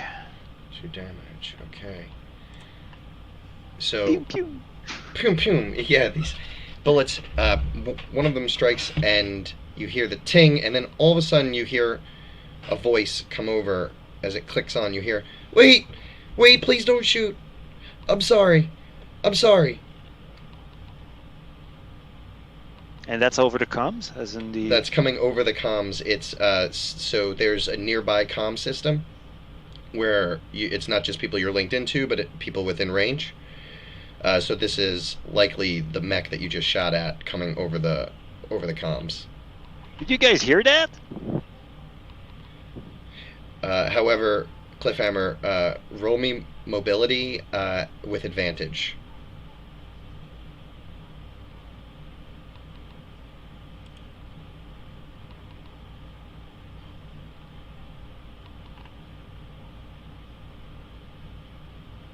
I got a 5 under 16. Okay. Thankfully, because it was a 20, the other dice, so... Yeah. His missile that he had fired earlier blows past you. And then I'll let you guys continue. It would be his turn. He's using his turn to try to surrender, though. So it will be up to Warbucks and Breaker Mammoth to act next, to decide what to do here. Warbucks, if you have an idea of what to do, I have my own idea, but you can go because I've been going first the last few times. The one that's in front of Ghost Whisper. Just cut in that half. One that just got cut in half. Yep. So as far as we know, there's just the one that blew me up. Yeah, there's the one that fired the missiles.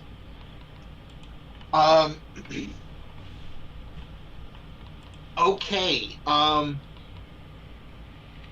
Who's the shooty guy? I think you know what I'm gonna like. I have this Quipster ability that I have because of my my pilot. So that basically lets me what's it called? Inspiring speech. So I can use inspiring speech. I was kind of thinking of interpreting that kind of like being like super technical about giving advice on stuff. That's not even so much just like my personality's so awesome that I can encourage you, but I'm like, oh, you need to check the scope on the down vector hydraulic pressure deal. I can Nice. I start feeding you specs. And it like helps or it doesn't or whatever. But anyway, that's how I was thinking about it. I want to use that on Ghost Whisper. I'm gonna like give you I'm analyzing your attack patterns, and I think if you adjust your pressure on your right knee by 20% up, I think you'll have a much greater increased mobility. So now you I think I have to roll reactor. That's for you. It takes place no matter what. And your reactor does not downsize because of your roll. Yeah, so... Or not reactor? Am I... What's that? No, you know what? I think it somehow got downsized to a 4, but it should... Oh, no. It's not. I don't have to. It says, as a use action, choose a close or near mecha. They can choose to gain... Oh, I'm sorry. That's a pilot ability. Yeah, that's a pilot ability. Yeah. That's not a chassis ability.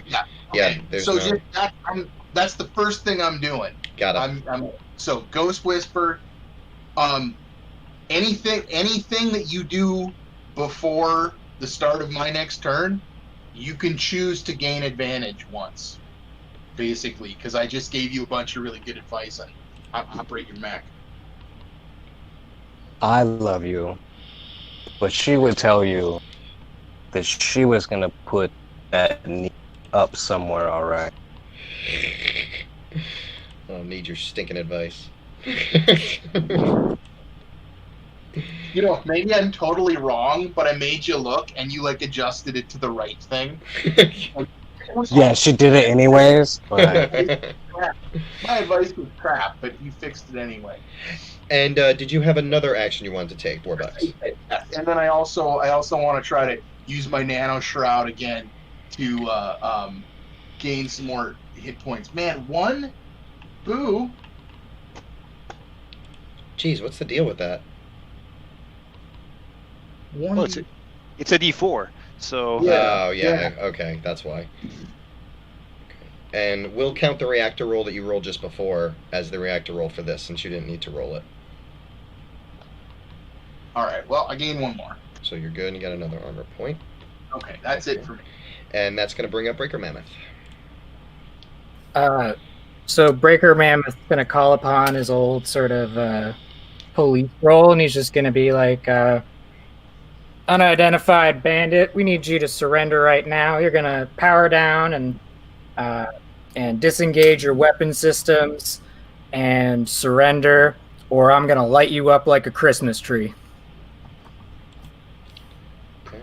Now, technically, the Cliffhammer and Ghost Whisper get to act first before this mech can really have a chance to do anything. So I will let them do that. All right. I don't know if it is a thing, I'm but sorry. Yeah. But I would like to like hold. Is it like holding actions a thing? I'll allow that. I think I'm in range for the machine gun, so I'm just gonna like level the machine gun at him. Okay. And if you're holding it for if he makes any attack actions or anything like that? Yeah. Perfect. Okay, Cliffhammer, Ghost Whisper. I'm gonna hunker down and go for cover. So that's my actual action to hide. And So make a the systems check. okay. I think it's systems, right? Yeah, system check.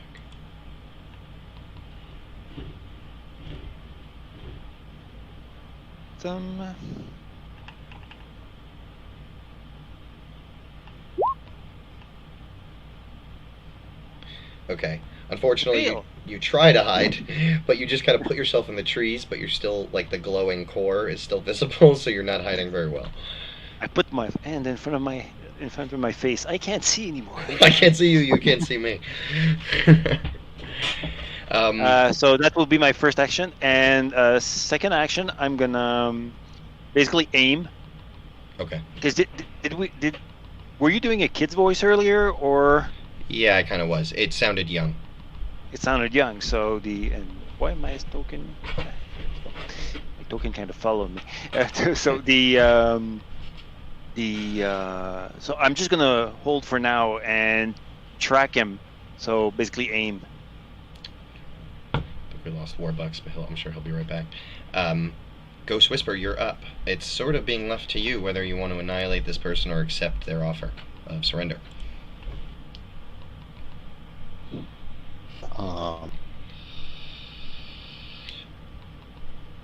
She doesn't really carry their weight, so she puts the tip of her sword into the dirt and just grasps it at the hilt the opposite way, resting it, her palm on it, the end of it.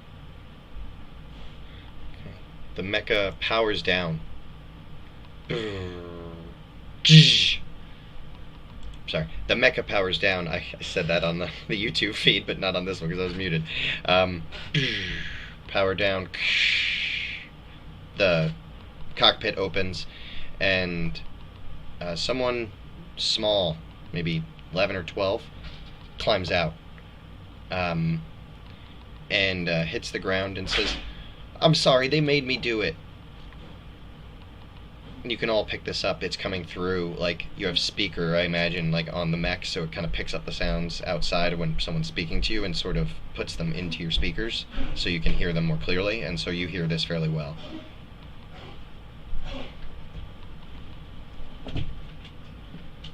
I keep tracking my my 50 cal on it.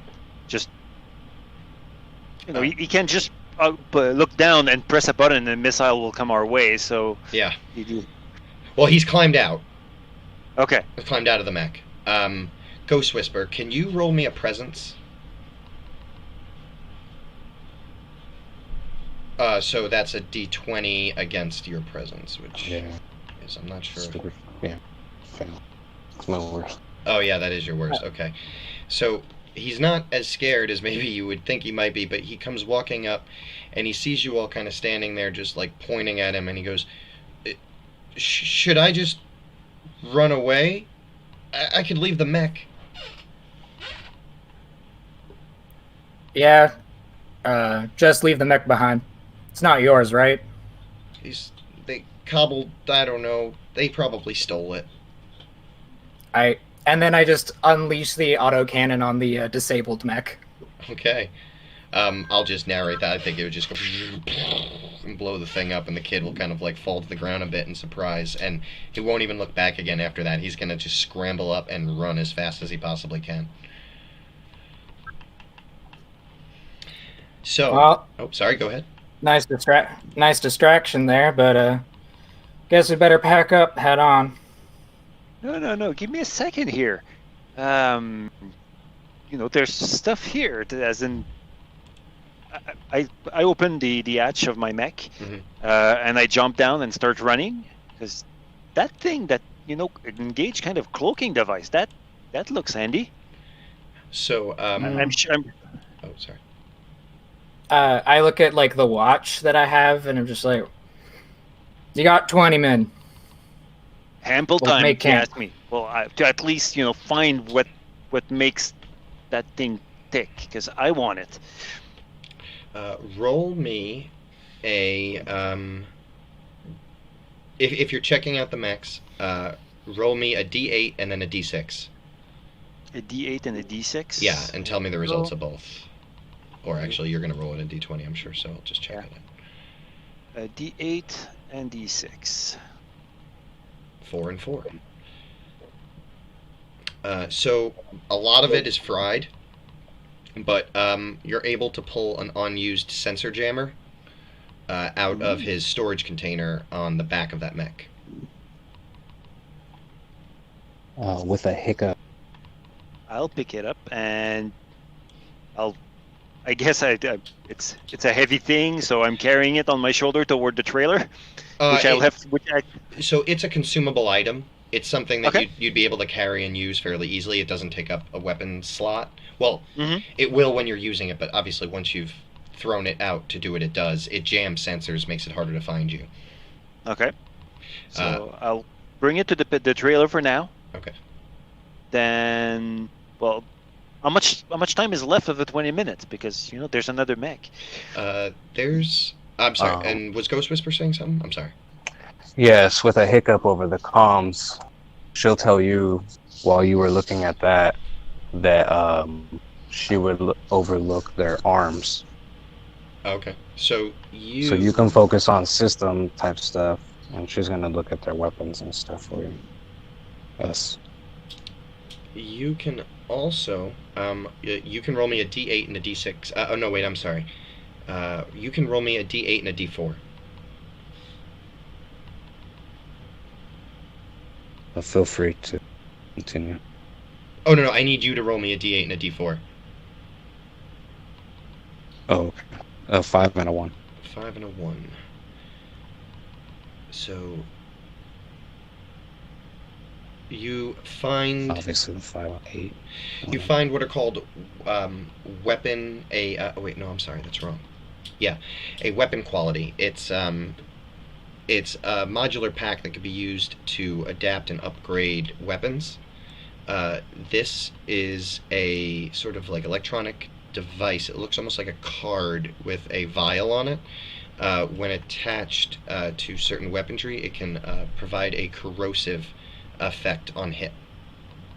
It does take some downtime and some mechanics to apply it to a weapon, though.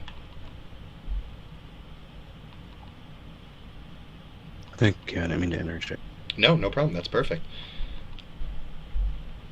And so what I'd like to do is take a 10-minute break here and just use the bathroom, get a drink. So if you guys are cool with that, we'll meet back up at 11:15. Perfect. That's cool. I'm back, by the way. I saw. Yeah, thank you. I saw you. You dropped off everything, so I knew it had to be a computer thing. Yeah, I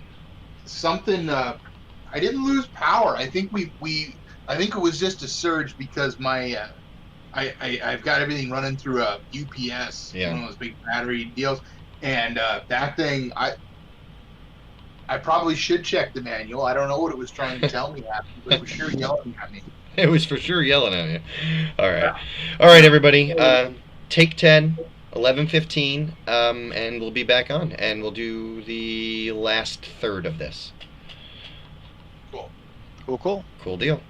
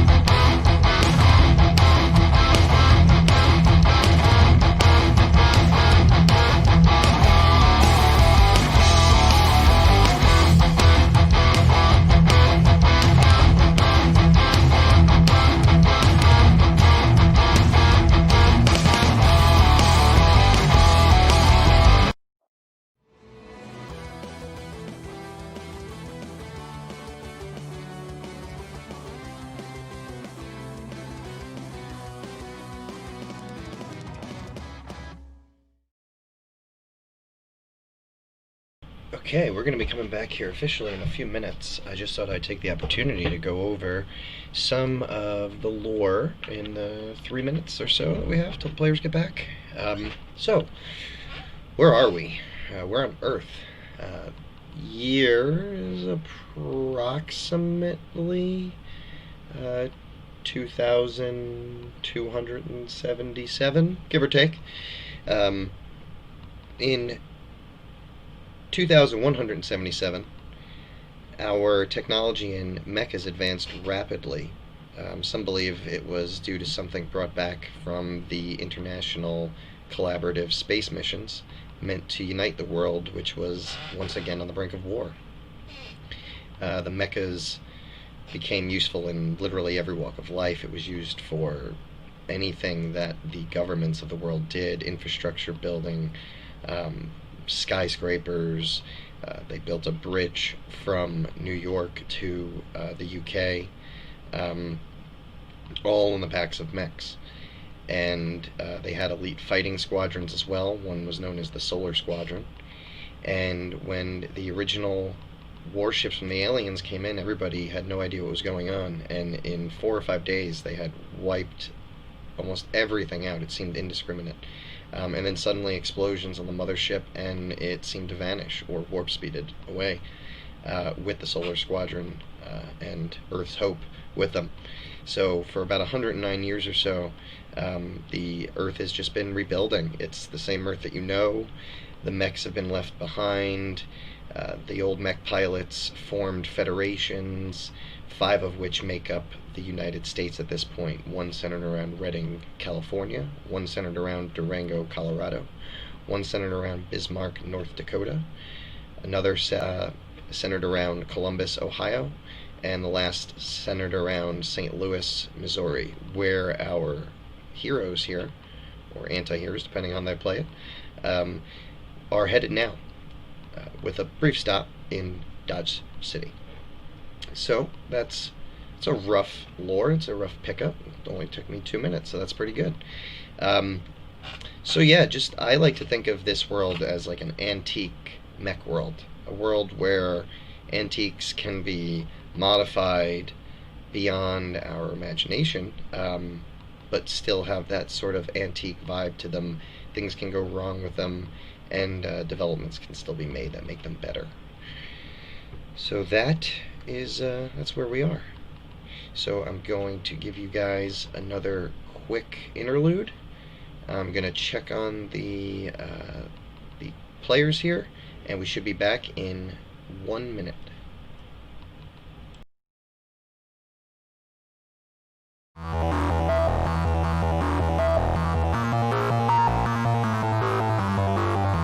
Heyo.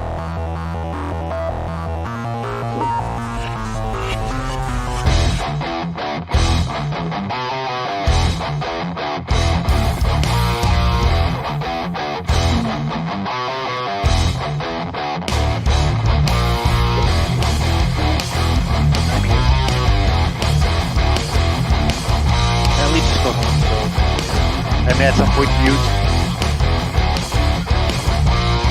I'm here. I think the storm is passing. I hope you guys can hear the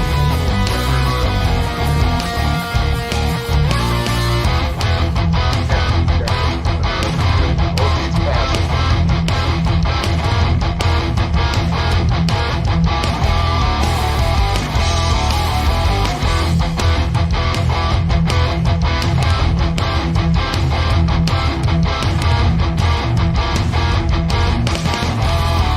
So I kind of missed just a little the end of that, how that resolved, like what happened. One guy Welcome was, back, like, everybody. trying to- We're going to be getting try going to- here, and we will be picking up on the side of the road after the pilot has run up, and we might catch Nathan up for a second here in the first moments because he lost power. Powered down, jumped out, and he was like an 11-year-old kid or something, got like press ganged into it. So, he said like, "Oh man, they made me do it." And I asked him like, "Is that your mech?" And he's like, "No, it's just something they cobbled together and put me in." And then I just lit it up with the shoulder cannon and just said that he was free to go. All right, cool.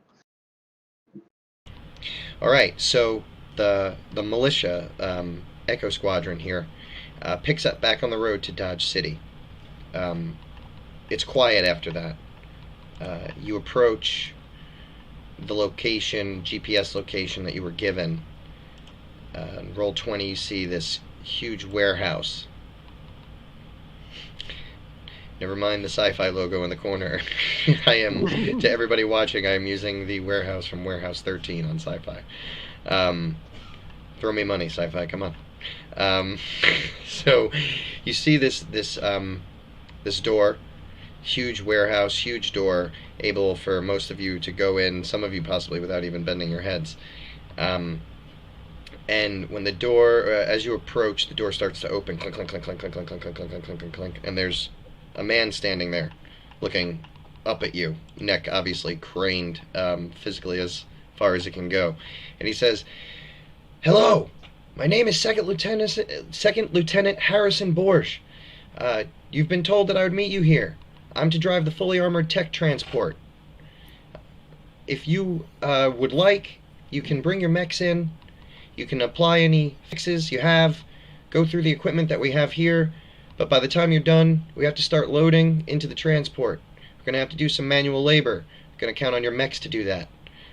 Most of it's too heavy for me to get involved. I'll keep an eye on the comms. You're free to explore as you like. We'll be moving out, though, in 10 hours. Meta-wise, in the rules, 8 hours is the time it takes to do full repairs and rest your pilot at the same time. So you're the quartermaster that Marshall talked about, or that the next stop? The quartermaster would be at the following stop. This location is to be emptied out. Okay. So, well, I've got a trailer, so might as well fill it up. Yeah, and so what basically you guys can do here is you guys were given first dibs on the equipment. So if each of you would like to spend some of your time here looking around for stuff, you can tell me what you're looking for. Your choices are either general goods, qualities, which are those additions you can make to weapons to change their quality, and consumables, which are things like the sensor jammer that you picked up. You can give me any of those three categories, and you'll be rolling either a D6, D8 and a D6, or a D8 and a D4, depending on what you tell me. Well, I'll go for a consumable. Okay, so D8 and a D4 for you. Go. D8 and a D4. 7 and 1. 7 and 1. Check the table. You find it's like huge, obviously, because they're for mechs. It's like a metal net, which is a bag for a mech, and it has 2 frag grenades in it. Ooh, grenades. Perfect. So that I'm not going to put in the trailer. That needs to be put close by, safely behind the hatch, so that I can use it. Warbucks, what are you looking for? I think I'm looking for qualities. Like I think I'm looking to upgrade my rifle. Okay. That's what you're talking about, right? Yeah, that would do it. So, like, just as an example, there's arc, chain blade, corrosive, deadly, plasma, quick, thrown, and sniper scope. Yeah. So these are additions onto weapons. Just trying to open up the rules. Is that something that's going to be random, or can I decide what I'm looking for? Or no, it's on a loot table. So you're looking for qualities, so you'll roll me a D8 and a D4, and whatever comes up is what you'll find. Okay. Well, I did acquire a corrosive weapon upgrade that you might have missed. Yeah, that's what Ghost Whisper found on the Mecha Corpse that he found, that he looked through. He found a corrosive quality. Okay, well, I just got a 2 on a D8. 2 and a 3. And a 3 on a D4. And a 3. You find a plasma quality. Okay, so yeah. So that means like I could say my ranged weapon is now a plasma ranged weapon? You have to put an hour of work into applying it to the weapon specifically, but yes, it would make it a plasma weapon, which I forget exactly what that does. I'd have to check it real quick. The Get weapon to, damage should not be reduced by armor or shields. There you go. So that's cool. I would love to really do that. If I can have time to, if it's an hour and I've got a couple hours. You have 10 hours total, and looking Yeah. costs you 1 hour. So you have 9 hours left. So you could do full repairs to your mech. So if you want to narrate that, your character could find those and just go off to start working on his mechanics and upgrading his weapon and fixing up his That's mech. absolutely it. Yeah, we got the plasma relay attachment that I can fit onto the top rail, and I'm gonna go get it fitted, and I think he's gonna make a big deal like commandeering the repair guys and like getting them to, like, he's gonna, I don't know how much work he's gonna actually get done himself, but he's used to having a whole bunch of staff to do shit for him. So Yeah. All right. So he gets to work. Ghost Whisper, what are you looking for?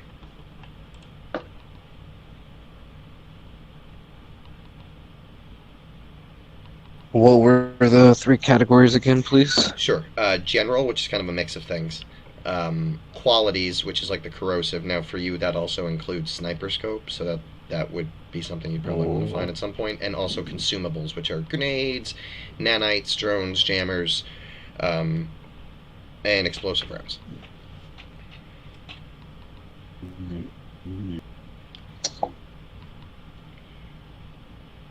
I guess I'll have to go with the one that might give me a sniper scope. Okay, so that's a D8 and a D4. Yes. 3 on the 4 and a 2 on the 8. Okay, well, your luck is in. That you're going to get the sniper scope. So you find this huge sniper scope, like it's ginormous. It looks like a massive NASA telescope.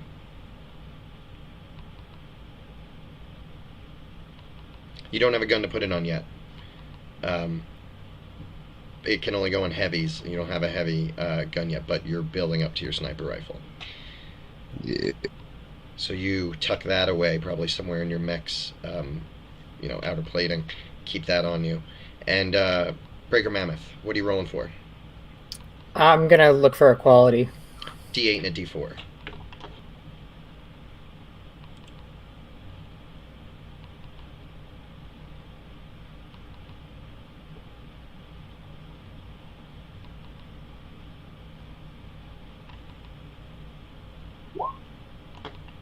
So 5 and a 3.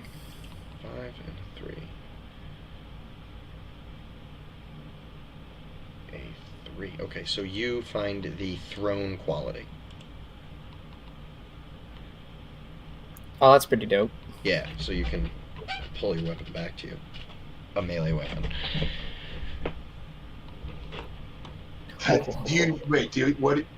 what do you use? Do you have a melee weapon? I have a big demolition axe. Oh, that's right on. So I guess it's just like a huge length of chain. That's great. I imagine that too, like with a feeding system, so it never gets jammed, and it kind of flows out of there, and then click, pulls back in. You Yeah. should Oh, whip pretty it great. out into somebody's face and then. So yeah, these are what you guys have. So mechanically, you guys will spend the rest of these hours resting and making the obvious repairs to your mech, so you can bring your health and armor back up again. But How does also, that work? I'm sorry. How does that work? I'm sorry to interrupt you. No, that's fine. Lower. You don't really do anything. It's just if you're taking an 8 hours to repair and rest, then you get your armor and your health points back. Comes all back to total. Yeah, the top. so you just max yourself back out again. Okay, cool. Now, what this also does for you guys is your debuffs are now gone. Ah, Yes. So you're now full level 1 max, essentially. And as your time winds up, you guys start loading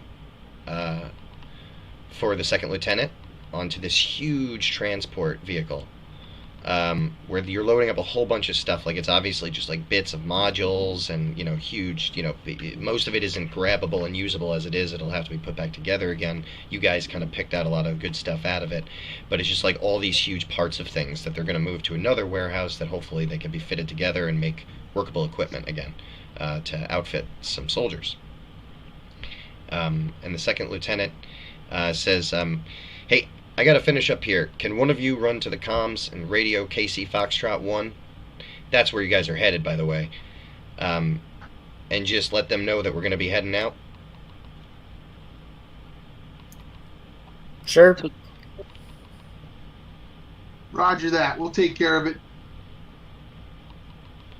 And you could do this without really actually going to the comm, because you're in your mechs, so you can just kind of, splice into that line and pick it up from your mech.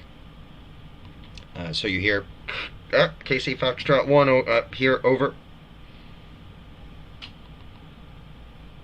We hear you, Casey Foxtrot 1. This is Echo Squad. We're going to be on our way shortly to you with some salvage. Hopefully that can help supply you. We'll be on our way shortly. Over. Roger that. This is coming from Rocky 7, correct? Over. Roger. That's where we're coming from. Over. Yes, you had another squad member supposed to meet with you, traveling with Squad Charlie. They radioed in about 30 minutes ago. We haven't been able to get a hold of them since. They said they saw something unusual. Last we heard, junkyard, about midway point between your location and ours. Captain wants you to check it out. Over. We got it. We'll see what we can do. Roger that. KC Foxtrot 1 out. All right. So Echo the Squad, if it's a junkyard, been there before? Oh, that's awesome. Roll me. They said you can apply this. Roll me a systems check. Let's see here. Oh, that I don't have a. Let's bring my token on here. There we go. That roller. System, you said. Yeah, system applies to, from, I like to give little pointers to anybody listening in case they're going to play this in the future. The way it was explained to me by somebody who had played it was systems, when you're using your pilot, which is essentially what you're doing because you're using your own pilot's brain, it equates to knowledge, information, intelligence. I rolled a 2 over 15. Very good. So yes, you've definitely been to this place. You know of it. It is about halfway between Dodge City and Jefferson City. It's pretty large. It houses some pretty large pieces of trashed equipment. You've seen skeletons of helicopters in there. That's how big of the equipment is that's in here. So you're definitely familiar, and you've picked at it before. Is there people there, or as in a community, or? Not really. It was a leftover junkyard from the world before. Okay. However, it's been used. People the Federations have used it as sort of a shared junkyard between the Durango and St. Louis Federations. All right. So I'm just gonna, as we're gonna drive there later, I'm gonna describe the place as much as I remember it, as in if there's an obvious, pit. That area looks solid, but it's not, for example, so that we just, don't find a sinkhole by accident. Yeah. Things like that I remember from the place, so that we don't fall into such a issue. So as you're pulling out, by the way, on roll 20, the warehouse is emptied. You've taken almost everything out of it. And this is the place, I'm going to show you guys this because he's describing it now, even though you don't see it yet. And this is what he's describing to you. He describes a large building in the middle, surrounded by, cars, trucks, all types of equipment. And I would like everybody to give me a mobility check.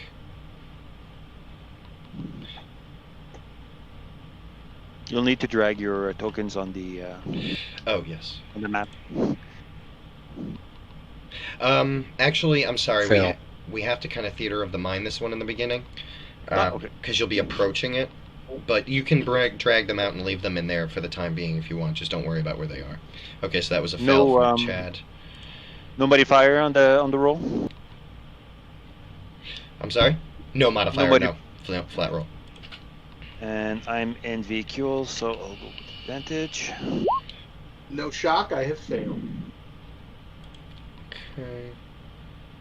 Oh, that's right. I thought you guys had a fifth player this time. It's 2-2. Okay. Cliffhammer. So, okay, they were supposed to... I thought there was 5 of you when I planned this encounter out, so there was supposed to be an odd number. So I need one of you to roll again, and since Cliffhammer, since you're familiar with this place, and you're kind of leading them, I'm going to have you do it. These mobility rolls are checking how fast you're going to get there. It's either going to be one amount of time or another amount of time. So, yeah, roll again, and that'll tell us. But you did succeed on the first one. I don't want you to think it didn't count. It does. There we go. And you succeed on the second. So now you have 3 successes out of 5 for your squad. And you make really good time. The tech transport is barely able to keep up. He would probably have called you back to slow down, but he knows that this could turn into a rescue mission. Yeah, you travel. You get about 250 miles away from Dodge City, and it takes you... about like 3/4 of the amount of time that you thought it would.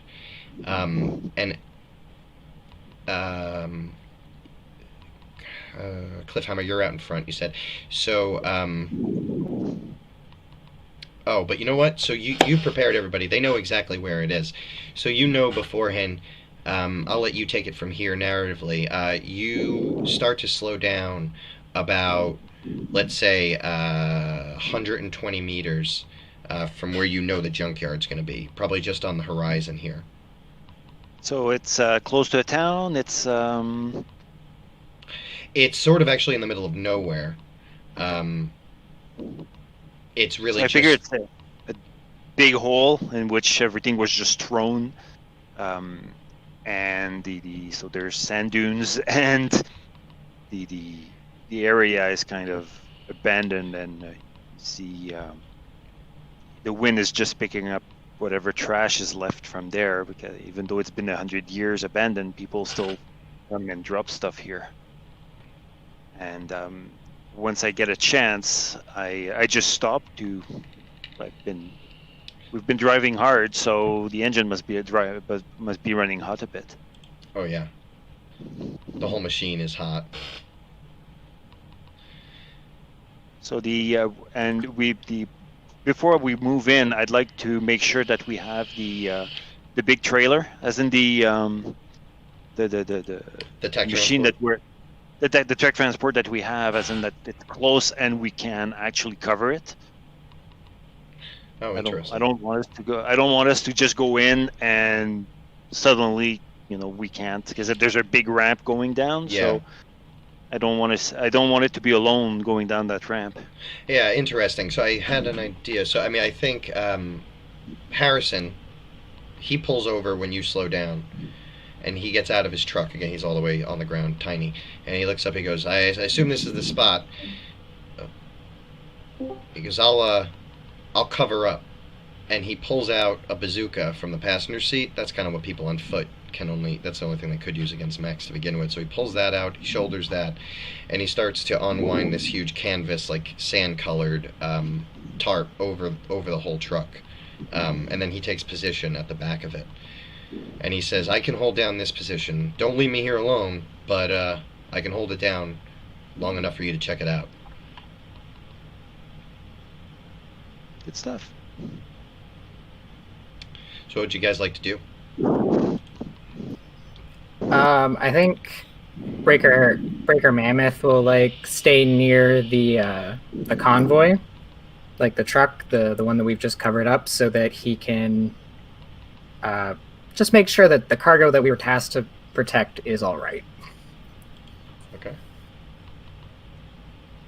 Just narratively, one of the things that I did when I found the jammer, but the way I repaired the cloaking device on my mecha is that actually basically pilfered it from the other one, as in the one that went all predator on. Oh, okay. on So Dawn. like, so That's you're where I saying- picked that up. Oh, so you're saying like narratively, the sensor jammer is like a modified. It's what you could pull out of the stealth kit. Well, I got that, but I figured that I found pieces of tech that I've got this on my mech, but mine is fried, and I figured so and that's how I managed to I changed the motherboard, and that allows me to now to go for the stealth, and that's what I'm gonna do, and I'm gonna try that out. So I'm gonna flip that switch and roll reactor. And so that I'm in vehicle mode, but I'm going to turn invisible. There we go. And my reactor holds, even though it's hard charge to go. And so my vehicle becomes somewhat transparent. That's sexy. We have like a Wonder Woman's invisible plane, but you have the invisible rockhopper. Okay. Yeah, so how do you guys want to proceed? You can't make out much. It's on the horizon. Like you said, there's huge sand dunes, so it will be difficult to see anything until you get the vantage point, I'd imagine. Let me go first. Unless someone is already a bead on us, I should be able to get close enough to see if there's any hostiles there before I start drawing fire. Warbucks, do you see anything on your good scopes? Let me see what I can make out. I'll see what I will see what I can do. Yeah. Seeing as how I got all this ancient warfare tech in here and the high system score. So roll me a systems with a modifier of 2.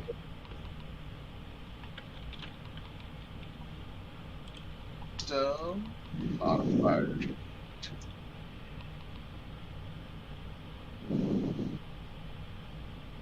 Whoa, crit success. Yes. Yeah. Okay. Figured it out. Yeah, so, wow. All right. Your long-range scanner goes out. Bing, bing, bing. And you're looking at your screens. And you see something like you've not seen anything really like this before. You scan it, and you can pick up the geography of the dunes, and so you can tell that you're looking at an area about within about 100 yards of those dunes, and you're seeing these dots moving in towards the center rapidly, and then moving out, and then back in again, and then out, and then back in again. Echo Squad, we got some pretty weird activity on the squadron offensive side. There's would it be, I don't know if it's accurate to call it a swarm, but I got a lot of movement. It seems to be moving in and out. I can't quite understand what that might be, but I think we should be ready for anything in there. It doesn't look normal to me. Okay, I'm gonna go and take a look. So if someone can, keep a bead on me. So, and as I say that, I just basically burn rubber and toward the in the direction that he points, saying that I through the wind and all and the dunes I shouldn't be too visible. Yeah, with the dunes, it would be impossible for anyone on the other side, just like it's impossible for you to see over them. So if you all the way up to the top of the dunes and kind of just like peek out with your kind of suspension flexing as the vehicle peeks over, you see what the LiDAR must have been picking up. There are these alien creatures is the only way you could describe them. They're fairly low to the ground, maybe about only standing on all fours at about 5 feet, low to the ground for you at least. This would be terrifying on foot. They have the sort of hammerhead shape of a hammerhead shark for their head. A long, agile-looking body, but with like an insect's carapace, and 4 legs, and a snaking tail with barbs at the end that look deadly. And you see dozens, at least 2 dozen. We have an issue. There's a problem here. Now, can you also roll me a system check, please? On it. Anybody fire? You are at the top of the dune. Give me a 1 modifier.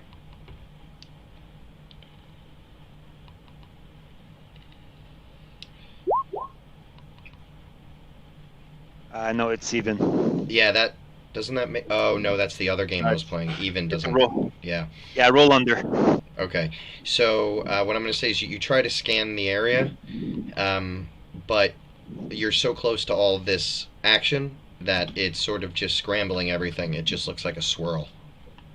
You can't pick anything specific up. There's a shit ton of them. So I said I was burning rubber, but now I find that the pedal actually goes farther, and I angle down on the other side of the dune to make sure that I have cover as soon as possible. They shouldn't have seen me much because I was cloaked, but yeah, I'm not gonna test this. It's a new thing. And I'm gonna go back to Warbucks here for a second because on that crit roll, I'm gonna give you this one as well. After Cliffhammer rides off, you notice that there are 5 heat signatures coming from the center there, and they look like mechs. Those are probably our friends that we're supposed to come rendezvous with. What I'm seeing consistent with that idea. Oh yeah, absolutely. I mean, that was the last place they were reported in, and they haven't been able to be reached since, and that's who you were looking for. So if you got 5 heat signatures of mechs, that's likely to be who you're looking for. Echo Squad. I think I'm picking up. What was their designation? Echo Squadron Charlie. Charlie Squad. I think I got Charlie Squad on my scopes here. We better roll in there and see what we can do to help them. Copy that. So if you guys are taking off in that direction, you're going to be coming at Cliffhammer as he's kind of powering back. Cliffhammer, you see them better than they see you as you're approaching over the flat plains.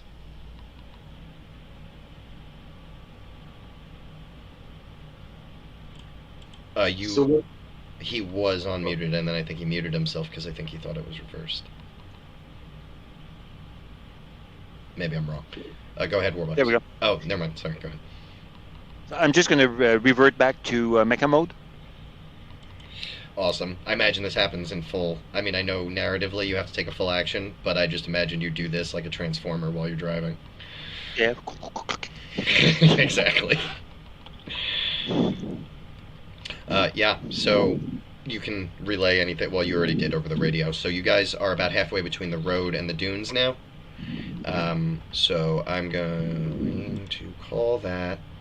How far are we? So you were distant. Now you're far.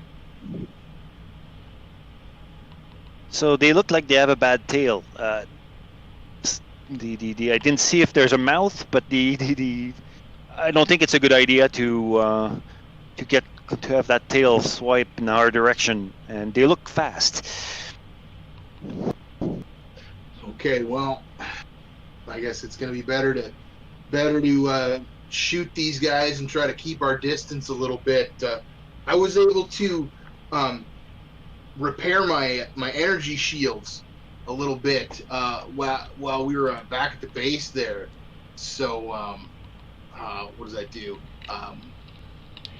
I can basically, if you guys stick close to me, I can shield you guys from some incoming damage a little bit, or otherwise, if they do if they do make it past, our front line, stick close to me, and I'll try to take the hit for you. Copy that. Move in. Okay, where are you guys going to stop? The top of the dunes? I think so, yeah. Yeah, I'm just gonna have my head pop over. I'm still cloaked, unless you think that my changing shape makes me lose the cloak. No, I'd rule not. Not for this one anyway. I'll think about it, but for here it's fine. It's fine. So I've just popped my head above so that I have a better visual, and the knowing that I shouldn't be seen, though we don't really know what spectrum those things see in. So. And so you seem to see that they seem to be like swarming in 3 main groups, probably about 9 to 11 or so in each group, and they are like acting like I don't know if I can think of anything. I know I've seen something in a movie where things acted like this, but I can't quite pinpoint it. But it's like tracking a storm, and it goes and it fans out as like a V, and then it kind of comes in on a point, and these things seem to be like attacking these huge, massive gates that are also backed with broken down cars and rubber tires, so it's not as easy as it seems. And they're trying to climb over it, through it. They're ripping it apart as they're cycling in on it. It looked like a school of fish or something? Yes, a school of fish. That's exactly what they look like, circling around and then attacking a piece of meat. Robots in the Matrix movie, they swarm. Oh yeah, you know what? Absolutely like that too. They kind of swarm as like a big hit, and then Sentinels. Yeah, exactly. Sentinels. And how far are we right now? You are. So I'm sorry. You were the far. You're still far, but you're 60. You're exactly 60 meters. So you're 12 squares away from the building, which is at the center. And our friend, what we think are our friends, the signatures are inside the building. The last Warbucks checked, yes, at the center. Okay. Yep. So, guys, do we engage? I think we got to save them. I think so too. She goes to flip on to respond, and all you hear is blaring, like classic metal music, and she starts running in towards the direction.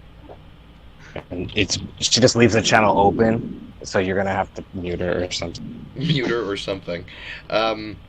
Okay, everybody roll the mobility checks for initiative. Sure. Is my token out? Can't see it.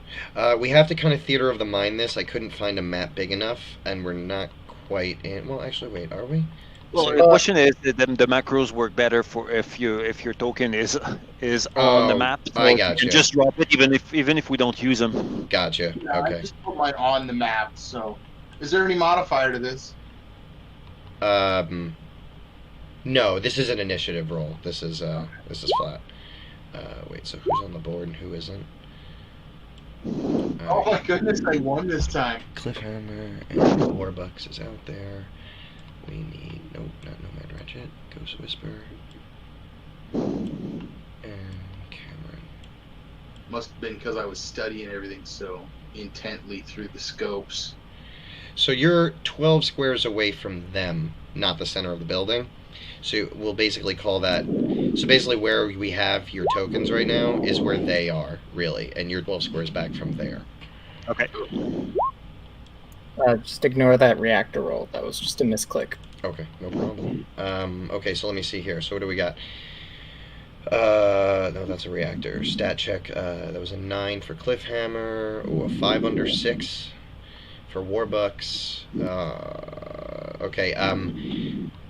Chad, a Ghost Whisper. Just roll me that D20. One. You got a 1. Excellent. So that makes you in there. And who's left? Who am I not having? Cliffhammer, Warbucks. Cameron, did you roll? Oh, it's the second one. You rolled Yeah, a sorry. 17. I'm sorry. No. I see now. I was ignoring the wrong one. Got it. Okay, so you go after. Cool. Okay, so let's because of where we left off and because of the crit one, Ghost Whisper. Why don't you start us off with the first action here? She's gonna move as close as she can, and that puts her Move as close as she can and then attack, or just move as close as she can. close as she can and attack the thing. Okay, so that's going to put you halfway because you're able to move 6. So that puts you 6 of the 12 squares closer to them. So that's going to. Sorry, I have to keep checking the distances. I have to get used to these better. Okay, so that moves you near. So you'll be firing any ranged weapon SMG. with no modifier. So it is. My SMG All right. with a 5. 5. Okay, so that is a hit. D8 for damage. Oh, I'm sorry. Let me roll the hit first. Oh, I'm sorry. I thought you said 5. It's a 2. Yeah, it's a 2, and then 5 for damage. Oh, 2, 5 for damage. Got it. Perfect. Okay, so you spray and you take down 2 of these things.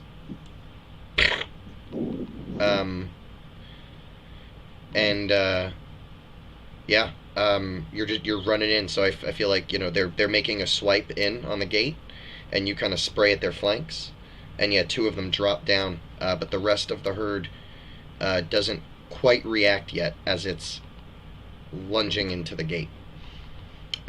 Next can be either Cliffhammer or Warbucks. Why don't I go next?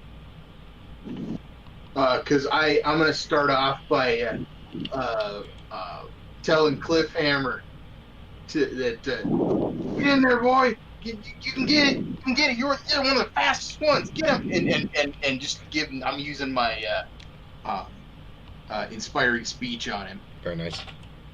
So, Cliffhammer, anytime before my next turn, you get advantage on something. So I did that, and then I'm just gonna move up a little bit. Your full movement, 6, and go make you near to them. Okay. Yeah. Perfect. And over to Cliffhammer. Yeah, am I going to be? Am I at the distance we're at? Do I have a disadvantage to shoot, or can I just shoot from here? Or right now you are still 12 squares away. So where you're standing, you would be far, which would mean it would be a 1 modifier. But you still have movement, so you could move in to fire. And if you moved your full movement and then fired, you would be at a 0 modifier. But also, even if you fired here, you could choose to use his advantage, which would cancel out your disadvantage. I'm going to come closer. Okay. And but at kind of an angle. I don't follow them straight in. Mm-hmm. I kind of go at an angle, since I'm going to use the fact that I'm cloaked as a as an attempt at a benefit. And as I'm going to start this shooting with. Now, so you're also going to get that benefit that you get on a surprise attacks because you're cloaked. Yes. So it's an extra damage and extra d6 of damage. Excellent. So I get just close enough so that I can start shooting with the 50 cal, and this is what I'm going to do as my action. And let's see if I hit. Where's my token here? There we go. Changed. There's no modifier to attack them. No, you're close enough, and they're the same. They're HD1, so no, you're good. So I hit, and I've got the ambush on top. So 5 total damage. 5 damage, yes. Damage. Okay. So. And I do become visible doing that, though. Right. Another 2 drop as your cloak drops as well, and you spray into them again as they're colliding in with the fence. Warbucks went next. Okay, so now it's their turn. they, like a bunch of them, snap their attention towards the attack on their flanks. 3 of them are going to take off after. Okay, 3 after Ghost Whisper, 3 go after Cliffhammer. Okay, and so they move, they get to close range, and they take melee attacks. That's going to be, so these each, oh, so it's going to be, give me 3 mobility checks. Oh no, these, I'm sorry, they all count as 1 attack. Give me a mobility check, Ghost Whisperer, and Cliffhammer. Okay.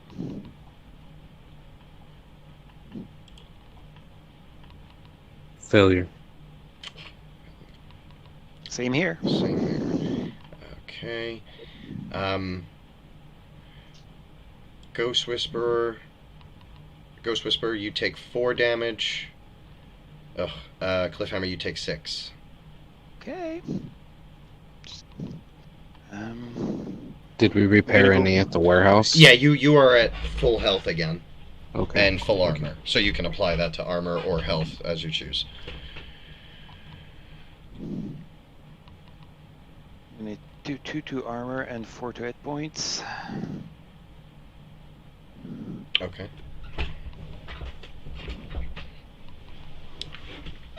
And then Breaker Mammoth, you're up. Alright, so they still haven't engaged me yet. They're just attacking my allies. Yeah, well, the swarm. they moved in and attacked. You are still back. You're kind of behind them. So yeah, they haven't even taken notice of you. Alright, then I guess I'll move up to get more in range for the autocannon and just put a burst in the sky at the swarm. Okay, just so you know, you're within range already of where Ghost Whisper and Cliffhammer are under attack. Not that that has to change your action if you still want to attack the swarm. I just mean you don't have to move up to get a clean shot if you don't want to. I think I'll just want to move up so I can be close to the group, and then Yeah. if they're having trouble, then I can later do melee attacks Okay. Got it. if they're getting overwhelmed. Okay. Okay, so then make your attack against the swarm. 10 under 4. If they hits, they do 1. 14, but only 1. Okay, yeah. So I'm guessing the swarm's too mobile for Yeah. the tracking. Yeah, exactly. It's probably dancing all over the place. So you hit 1, but it just stumbles. And that's your turn, I believe. Moved up, took an action, yes. And so that's going to bring us back around to Ghost Whisper. Or any of the 3 if Ghost Whisper doesn't want to go first. Are we back at the top? Yeah, exactly. Back at the top. I'll act before Warbuck so that I can use actually his ability. So since I'm so close to them and it would be a bad idea to shoot, I take out a huge knife from the hip of the mecha, Nice. and I will slash across them. And I will use the advantage that because he said he encouraged me to do well. He was like, don't suck. And you were like, I won't. So a melee attack, and got advantage on it, and no modifier. So I touch, I go, and it's a 3 damage, and I'm not hidden. So the bonus does not take place. So that's 3 damage.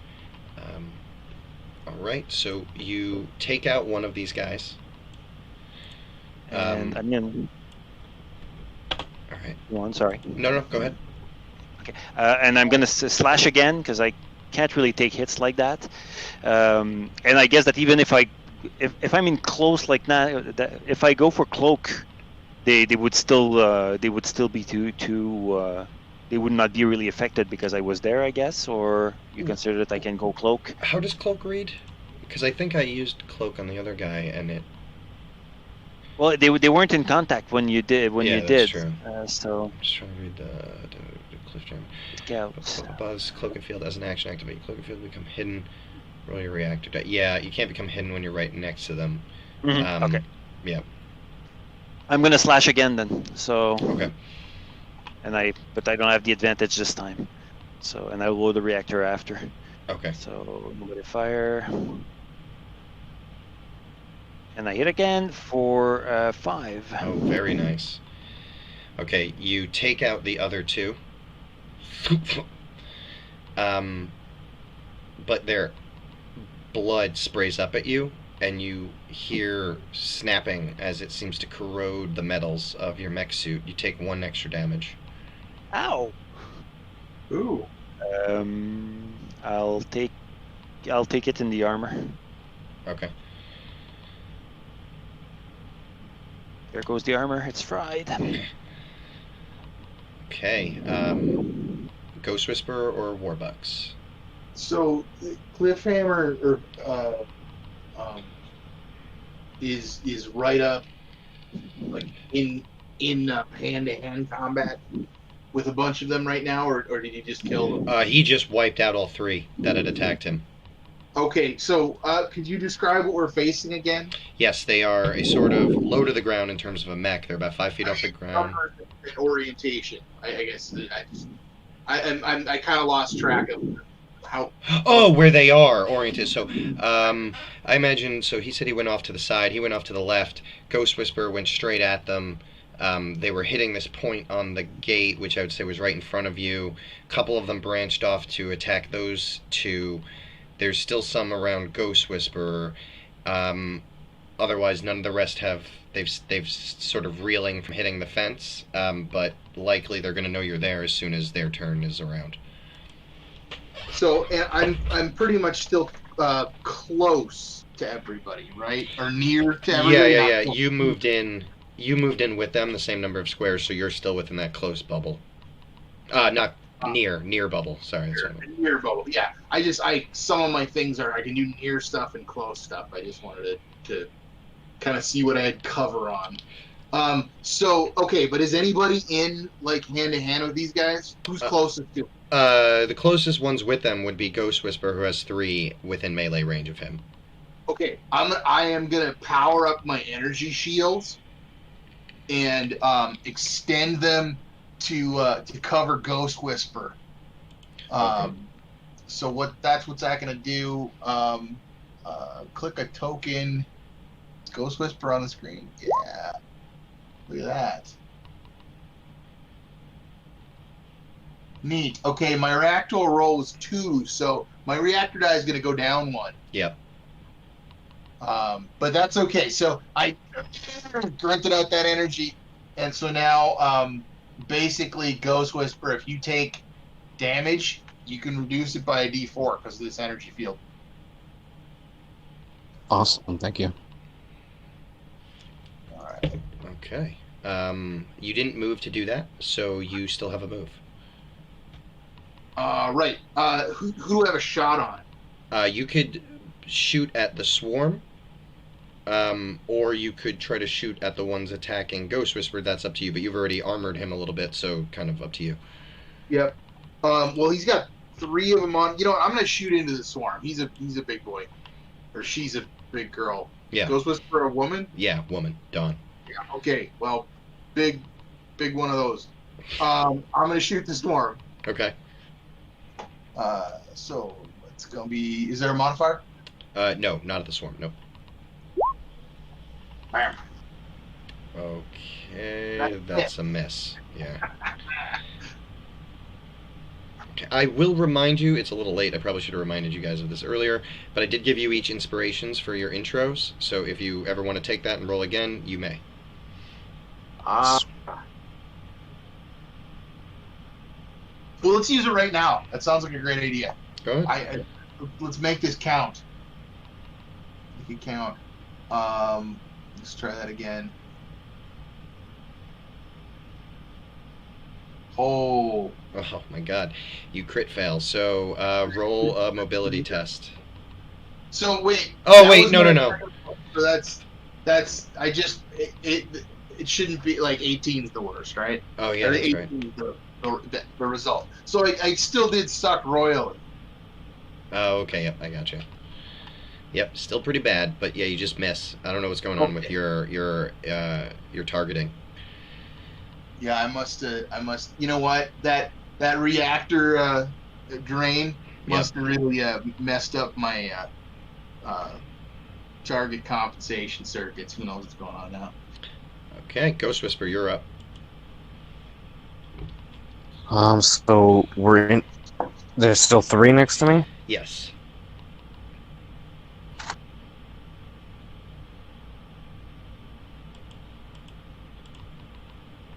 Sorry, I didn't realize I was muted. Yes, there are still 3 next to you. Okay. Yes. All right. I'm going to melee strike at them then All right. for a 3. 3 under 20. Okay, that's a hit. Give me damage. D8. 5. Did you apply the corrosive? Did you apply any weapon upgrades to anything? No, not yet. No, not yet. Okay. So I'm sorry. What was that score? 5. 5. So that's gonna wipe out 2 of them. All right. I'm gonna push, or whatever, if there's a term for it, Right, to okay. attack again since. Sure thing. That one is a fail, so I'm gonna use my point of inspiration. Awesome. 5 to hit. That hits. Yeah, that's an 8 with 8 damage. Oh yeah. So you blow through the next one. Now its acid tries to spray up at you. Did you want to use? So it's only 1. You don't have to roll the d4 to see if you have enough. It'll absorb it because it can't roll lower Okay. than a 1. Technically, you could try to stretch it till next time, but then you don't know if you're going to get hit or not. So I'm going to leave it up to you whether or not you're going to activate it. Yeah, I'll go ahead and use it. I have to roll my reactor, I believe. No, you don't, because Okay. this is his move that he gave you that 1d4 cover. So I think just the acid Right, sprays but- up. Oh, what? I attack twice. Oh, right. Absolutely. Yeah, you do. You have to roll reactor. So I rolled a 4, so I'm fine. You're fine. Yeah. So the acid shoots up. Well, it's Um, 1 damage. It- Please 10. I'm sorry. You said it was 1 total damage if the acid comes up? Well, it would have been, but his move that he had done protects you from it. So Okay. psh, Yeah. it hits like an invisible nano barrier and sort of like fries itself and doesn't get through. And yeah, those are all your actions. you. So then the swarm now takes full notice. Instead of hitting the gate, they come flying at each of you. So I will need each of you to roll me a mobility test.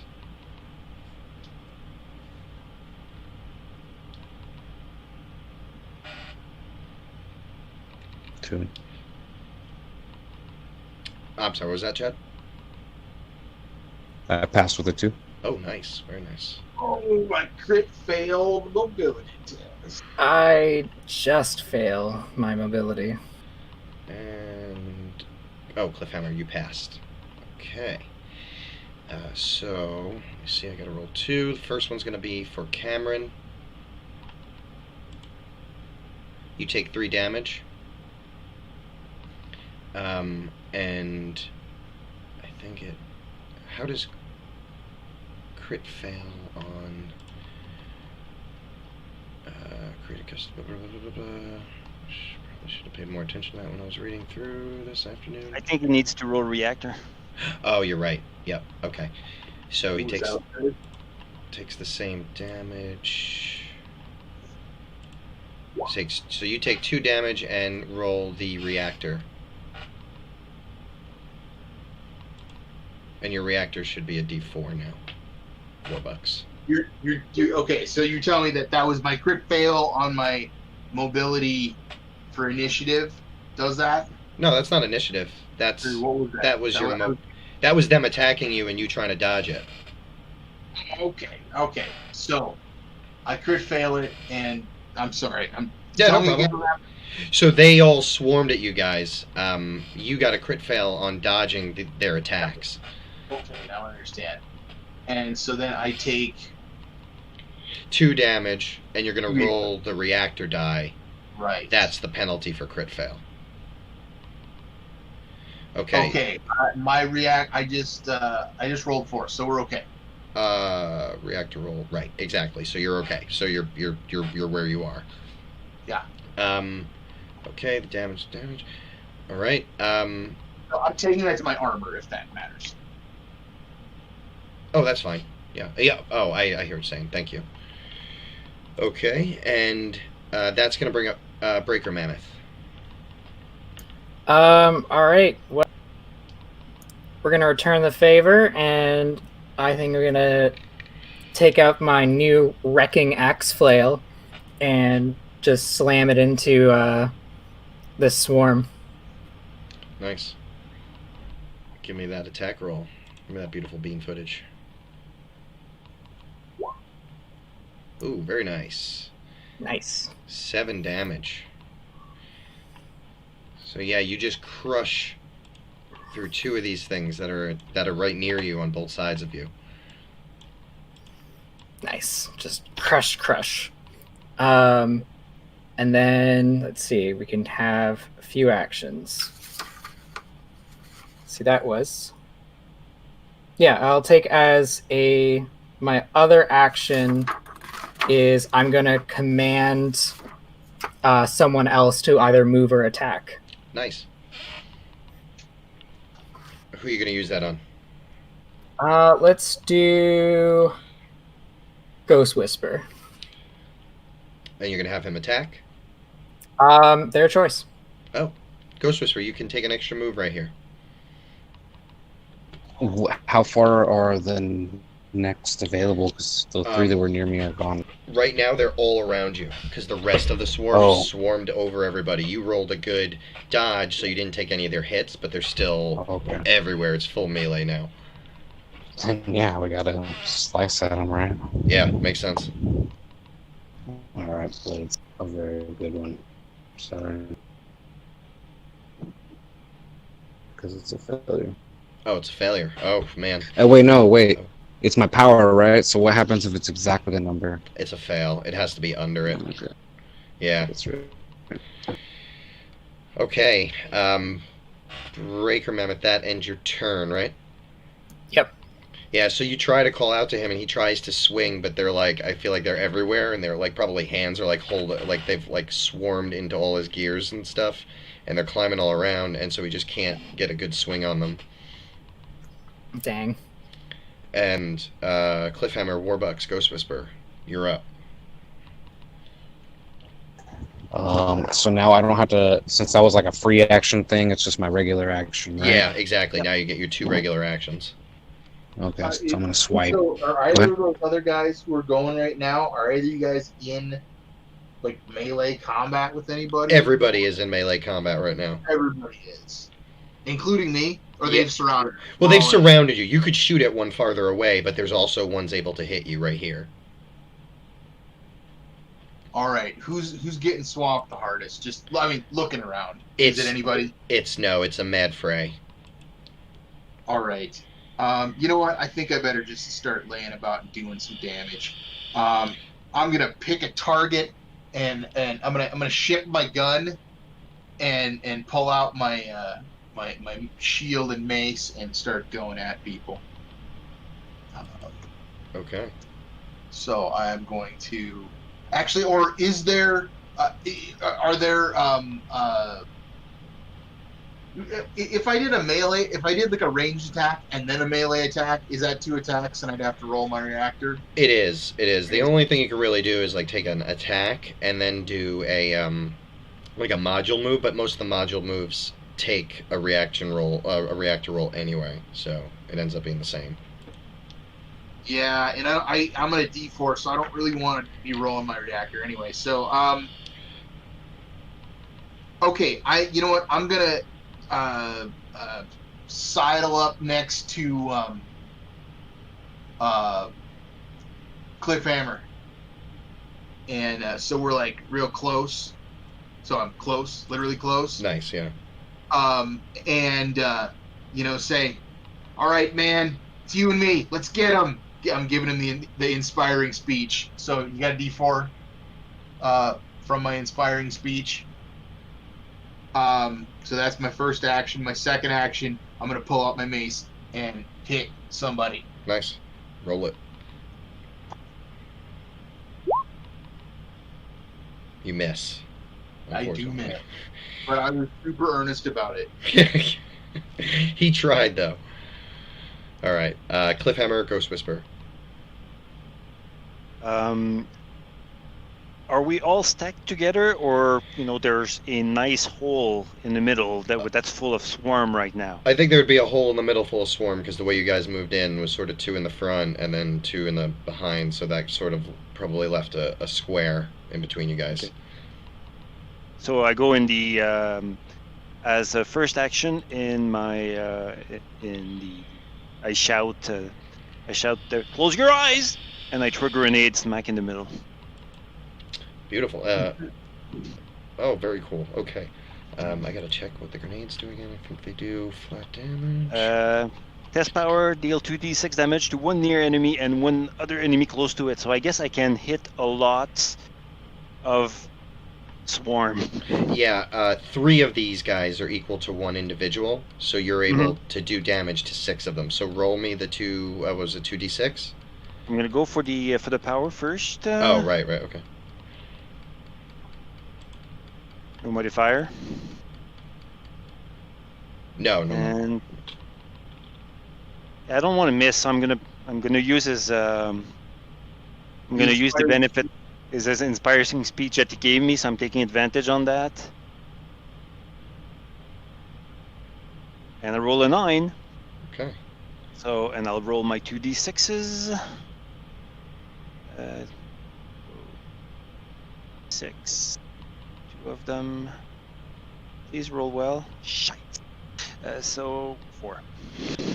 So anticlimactic. Well, you throw it in, and what happens is it goes off, but they're like so tightly swarmed that like only the one on top of it takes the full damage, and then you see another one to the side like kind of skit away as it takes some shrapnel. But it was sort of like someone jumping on the mine, effectively. And that brings up your turn? No, that was just throwing grenades. First action. So, would that give me a chance to at least try to cloak, or? Yeah, in this kind of melee swarm, I would allow you to try to go hidden. Okay, so I'm just gonna roll my reactor and try to cloak. Okay. So my reactor goes down. Okay, your reactor goes down, but you do cloak. And yeah, you get all shimmery. Ghost Whisper. She feels like she's fighting for her life and swings away. I hit to 7 and damage 2. Okay, one of those guys goes down in front of you. And then strike again.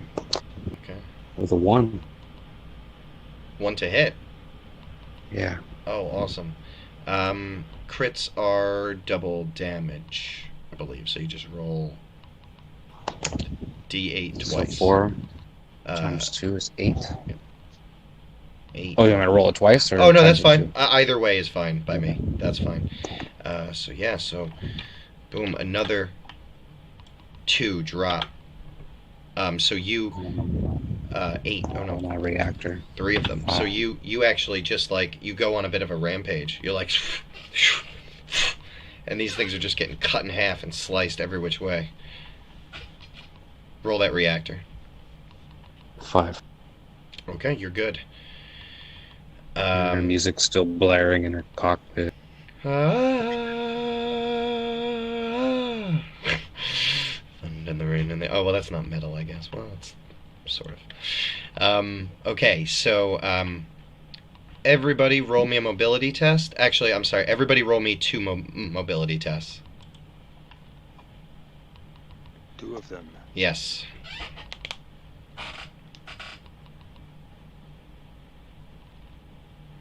Okay. 1 and a 3. 1 and a 3. Very nice.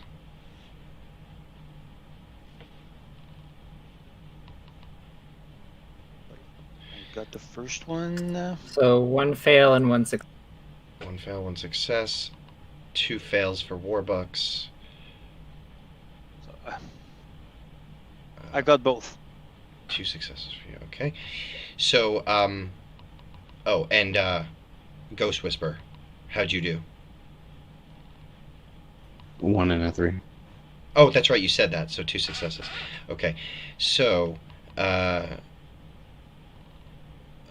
Mammoth Breaker. Breaker Mammoth, sorry.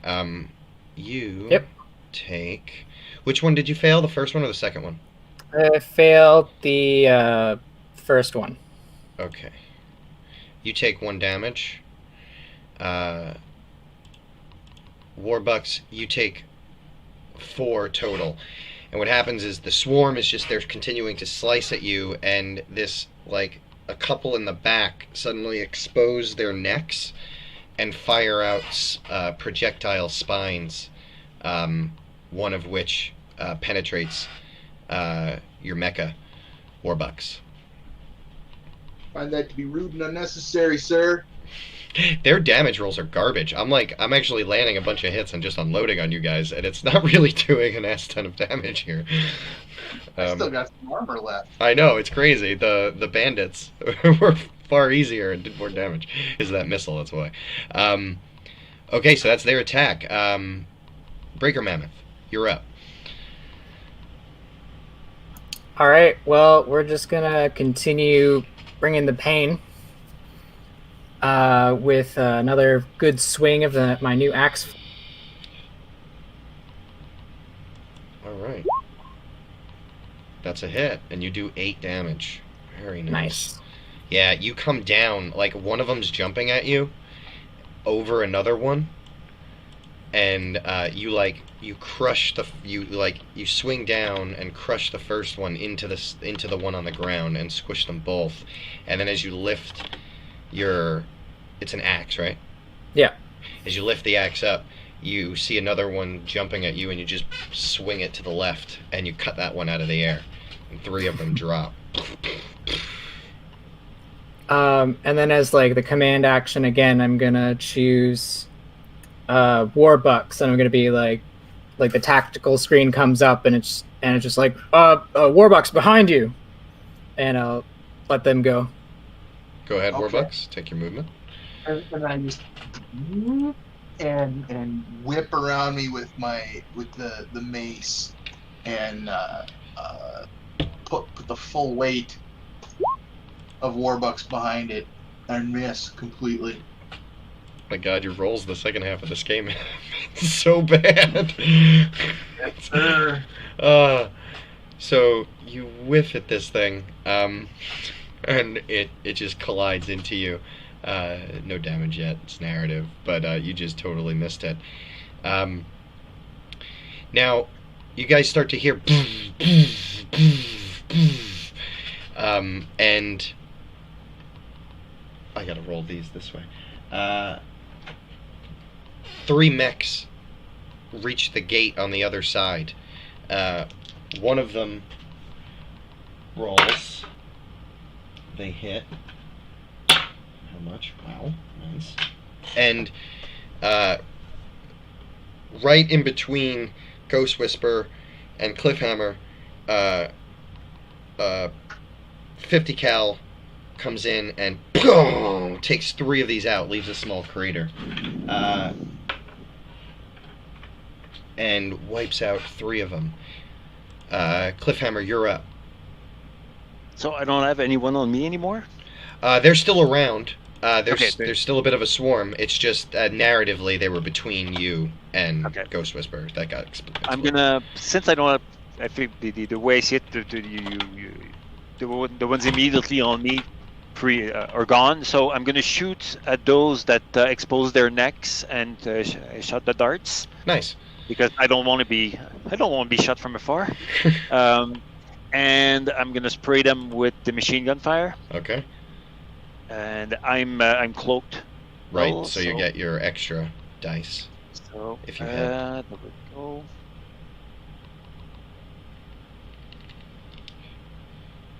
Oh yes, Ooh, it beautiful hits, and I'm gonna go for my ambush. There we Oh go. god. And Okay. so you, I get one. yeah, you get one exactly. You shoot one of those guys down. His neck was still exposed, and you sort of hit it right where the spine was. So all of a sudden, it just drops down. Plunk. You get another action. Now there's no full defense.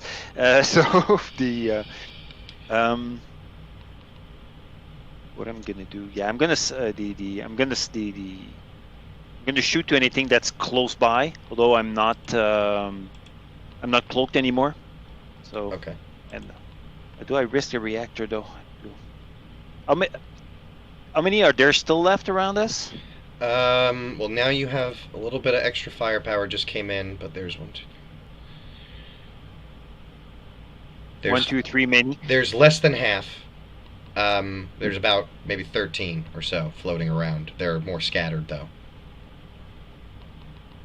And, by the way, this isn't just this, like, the other groups have kind of come around the fence, and so that's including them. You've been fighting all of them now. Okay. I can't use that. I can't. So, yeah, I'm gonna try and attack. Okay, go ahead. And then obviously roll a reactor when you're done. Yeah. I'm gonna go with the knife to something close actually, so that.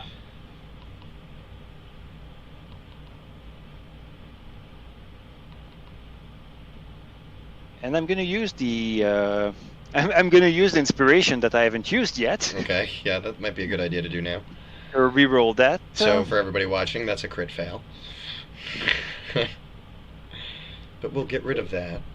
At least I rolled an 18, so I still don't do Oh. anything interesting. But at least I'm not, doing a double reactor roll. No, the what that does actually is it's called a Oh no, that's the other game I was playing. Never mind. I was thinking of the Western And game. Double reactor. I pushed it too hard, so I shut down. Oh no! So that was on your D4. Yeah. Oh, okay, yeah. So your mech, yeah, exactly. It powers down for a moment. Its steam is rising up from its back. You've pushed it too hard. Another blast from the other side of the fence, but it seems to have been pulled up at the last second, probably because it thought you were moving, and then when you power down, it had to pull up. So the shot, 50 cal shot, just goes over the pack. Warbucks. I didn't know it was there actually. I just decloaked and he went, whoa, whoa! That's exactly it. Yeah, you decloaked for the strike, and he was like, holy shit, I almost hit him. Ghost Whisperer, Warbucks, you're up. Okay.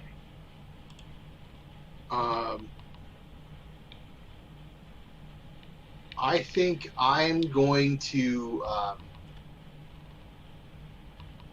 try to. These are all. They've kind of spread out, but they're still all close to us, right? Yeah, there's always one within melee range of you because they're swarming in and trying to attack you constantly. All right. I'm gonna. I'm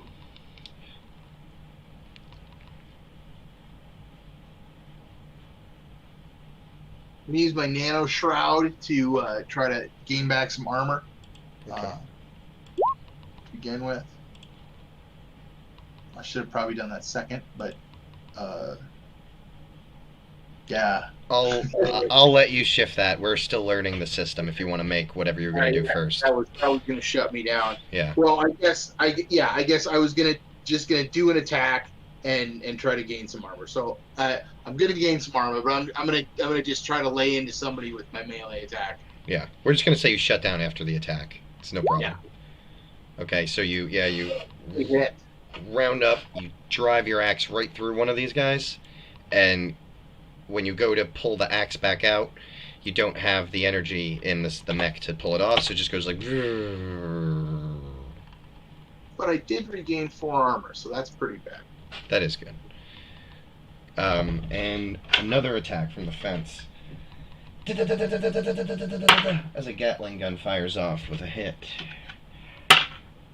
Nice. Okay. You see 2 of these things get lit up with holes, and the light from the generator light from the junkyard shines through them like Swiss cheese. Ghost Whisperer, you're up. After her sway through some of these, what is left in her vicinity? You still have 1 or 2 picking around, so there's 1 within close range, and the rest are within near. Okay, I'll go for the close one first. I'm still with the sword for now. Yep. 8, 10, 15. For 7. Oh, very nice. Yeah, you cut that thing right in half. And then I'll shoot my SMG close. Or no, that's near, right? Near, yeah. At any of the near ones. That's a 7. To hit? Yeah, that hits. And Yeah. then, 3 damage. 3 damage. You fire at one of those guys that were shooting the spines, and you take 1 down. And a 3 on the reactor. And 3 on the reactor, so you're good there. And another blast from the other side of the fence. Hit.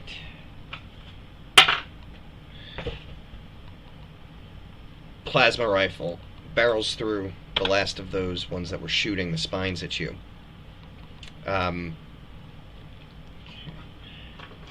Going to have everyone except Cameron, except Warbucks and Cliffhammer. So I need Ghost Whisperer and Breaker Mammoth to roll mobility checks.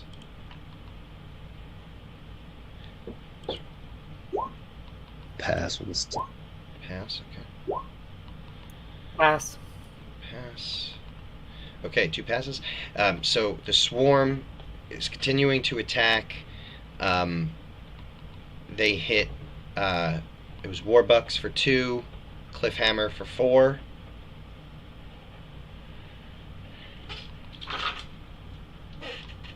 Warbooks for 2, you say? Yes. So you say that was damage we take? Yes, because you're not able to dodge because you're downed. Cliffhammer's right next to me, right? He's close. I think I did go right next to Cliffhammer, unless we. Did Well, you you move? can't. Yeah, you were close. You I can't. was gonna ask, can you take this for me? Oh, okay. No, I was gonna take it. Okay, so you're gonna take his damage. Yep, that's fine. Okay. And then the last thing is you hear this huge explosion off to the side, and you just see these black shapes skittering off over the dunes, running away. And the next thing you hear is, "Oh, geez, I sure am glad someone came to help us, because we wasn't going to last very much longer." And that's where we're going to end the session for tonight. Okay. Woohoo! Awesome. So hold on 1 second.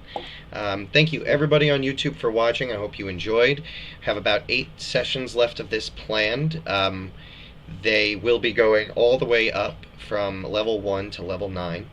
And exploring this system, all the cool modules, the cool consumables. We're going to try to get a little bit of everything. Tonight they had an ambush and a rescue mission.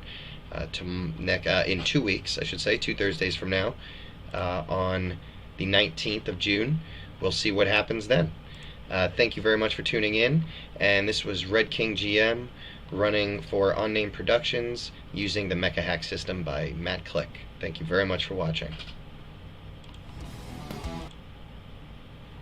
Okay, cool. So yeah, what'd you guys think? A lot of fun. Yeah, Hey, it's a fun. lot of fun. Yeah, I like this. I like the action packedness of mechas. I mean, I just think it's always easy to have fights. That's why you're in a mech, right? I think that might be my favorite initiative system ever. Mm-hmm. I was a love big fan of that. And you adjust it according to need, as in like, okay, I'm always moving first. So it's not a question of the, the rogue moves and then